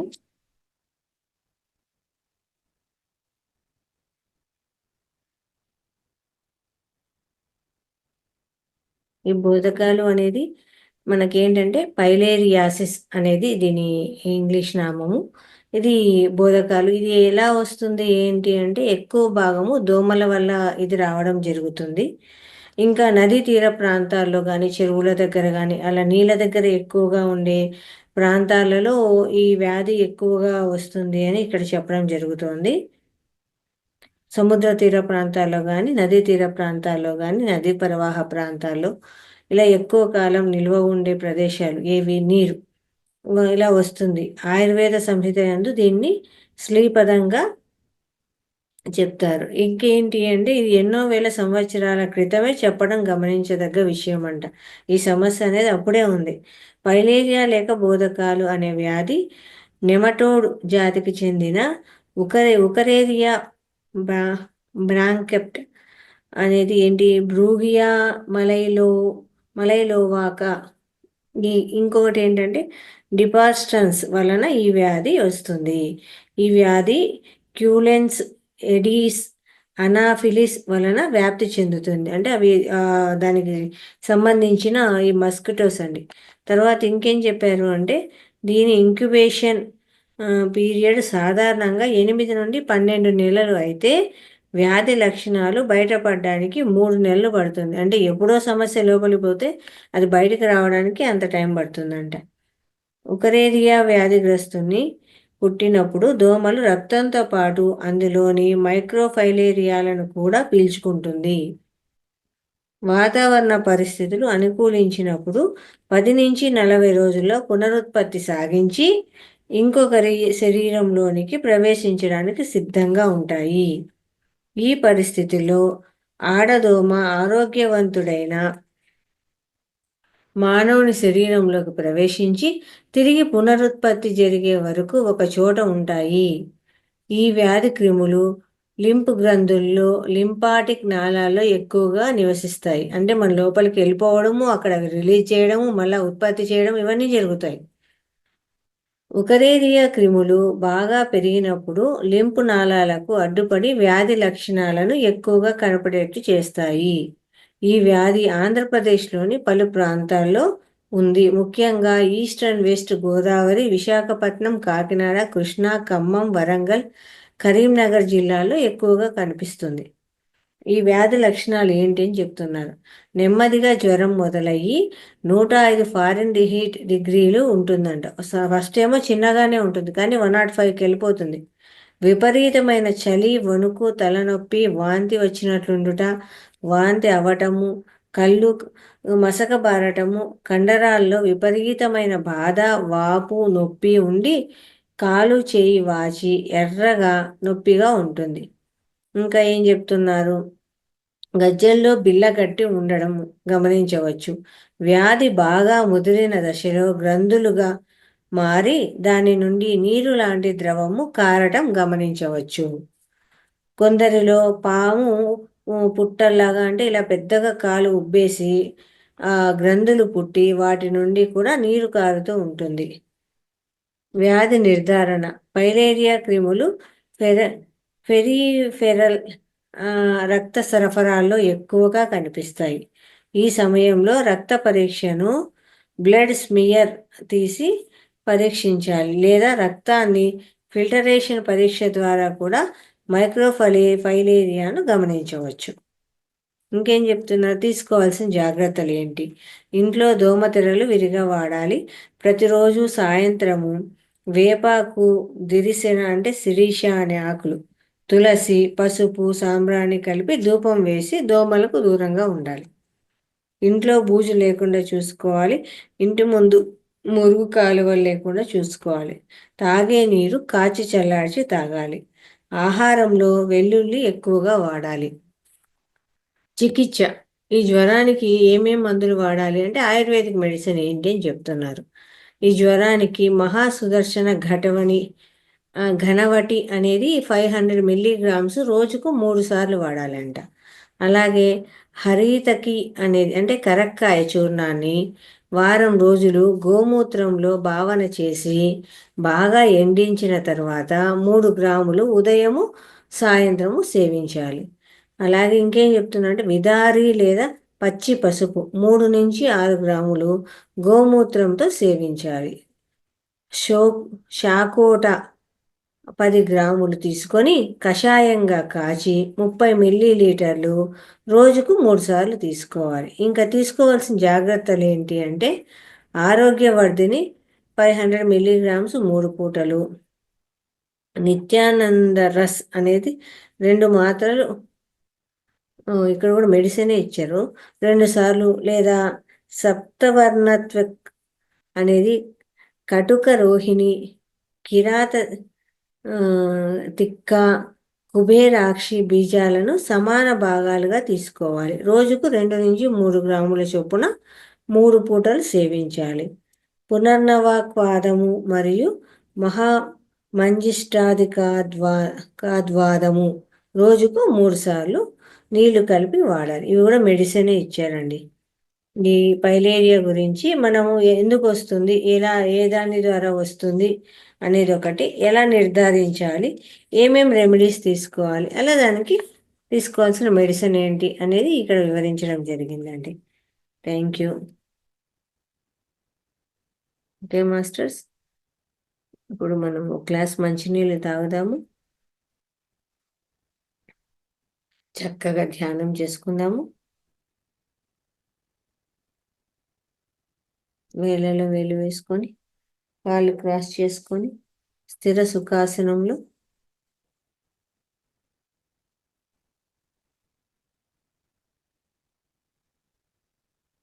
పిరమిడ్ అంటే పిరమిడ్ పెట్టుకోండి.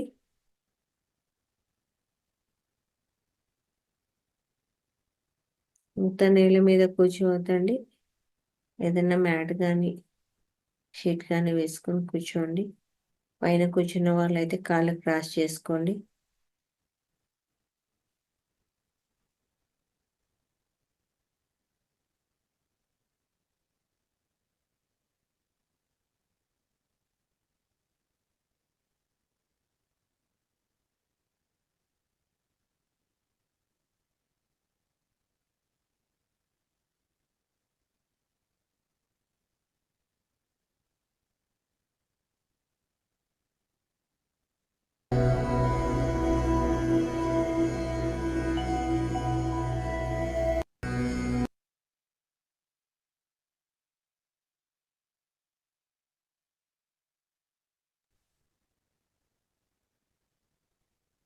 మాస్టర్స్ నెమ్మదిగా 2 చేతులు విడదీసి 2 కళ్ళ మీద పెట్టుకుందాము. 5, 4, 3, 2, 1. ఇప్పుడు 2 చేతులు తీసుకుంటూ 2 కళ్ళు నెమ్మదిగా తెరుస్తూ చక్కని చిరునవ్వుతో ఇంతవరకు మనం చేసిన ధ్యానాన్ని అందించిన బ్రహ్మర్షి పితామహ పత్రిజీ గారికి చక్కగా ధన్యవాదాలు తెలియజేసుకున్నాం మాస్టర్స్. Thank you. రేపటి సెషన్లో మార్నింగ్ వచ్చేసి పత్రిజీ ప్రబోధాలు అనే క్లాస్ నడుస్తూ ఉందండి. అందరూ కూడా అటెండ్ అయ్యి పత్రిజీ ప్రబోధాలు వినొచ్చు. అలాగే నైట్ సెషన్లో మనకి 40 మాస్టర్స్ అనేది ఏదైతే 40 మంది సందేశాలు ఏదున్నాయో అవి కూడా ప్రతిరోజు 10 మంది మాస్టర్స్ చెప్పే సందేశాలు మనం తెలుసుకోవడం జరుగుతుంది. కాబట్టి ప్రతి ఒక్కరు కూడా ఈ వీడియోస్ గ్రూప్లో పెట్టడము, వాటిని షేర్ చేయడము చేయండి. ఏదైతే గ్రూప్లో పెడుతూ ఉంటామో అవన్నీ కూడా మంచి మంచి మాస్టర్స్ చెప్పే జ్ఞానాన్ని అందరికీ పంచాలి, షేర్ చేయండి చక్కగా. ఏవైతే వీడియోస్ ఉన్నాయో అందరిలోకి వెళ్ళాలి, అందరూ ఈ జ్ఞానాన్ని తెలుసుకోవాలి. కాబట్టి ఇవన్నీ కూడా షేర్ చేయండి. అలాగే మహావతార్ ఫౌండేషన్ సబ్స్క్రైబ్ చేసుకోండి. అందులో పాత వీడియోస్ కూడా ఉంటాయి, అవన్నీ కూడా చక్కగా చూడొచ్చు. Masters thank you very much.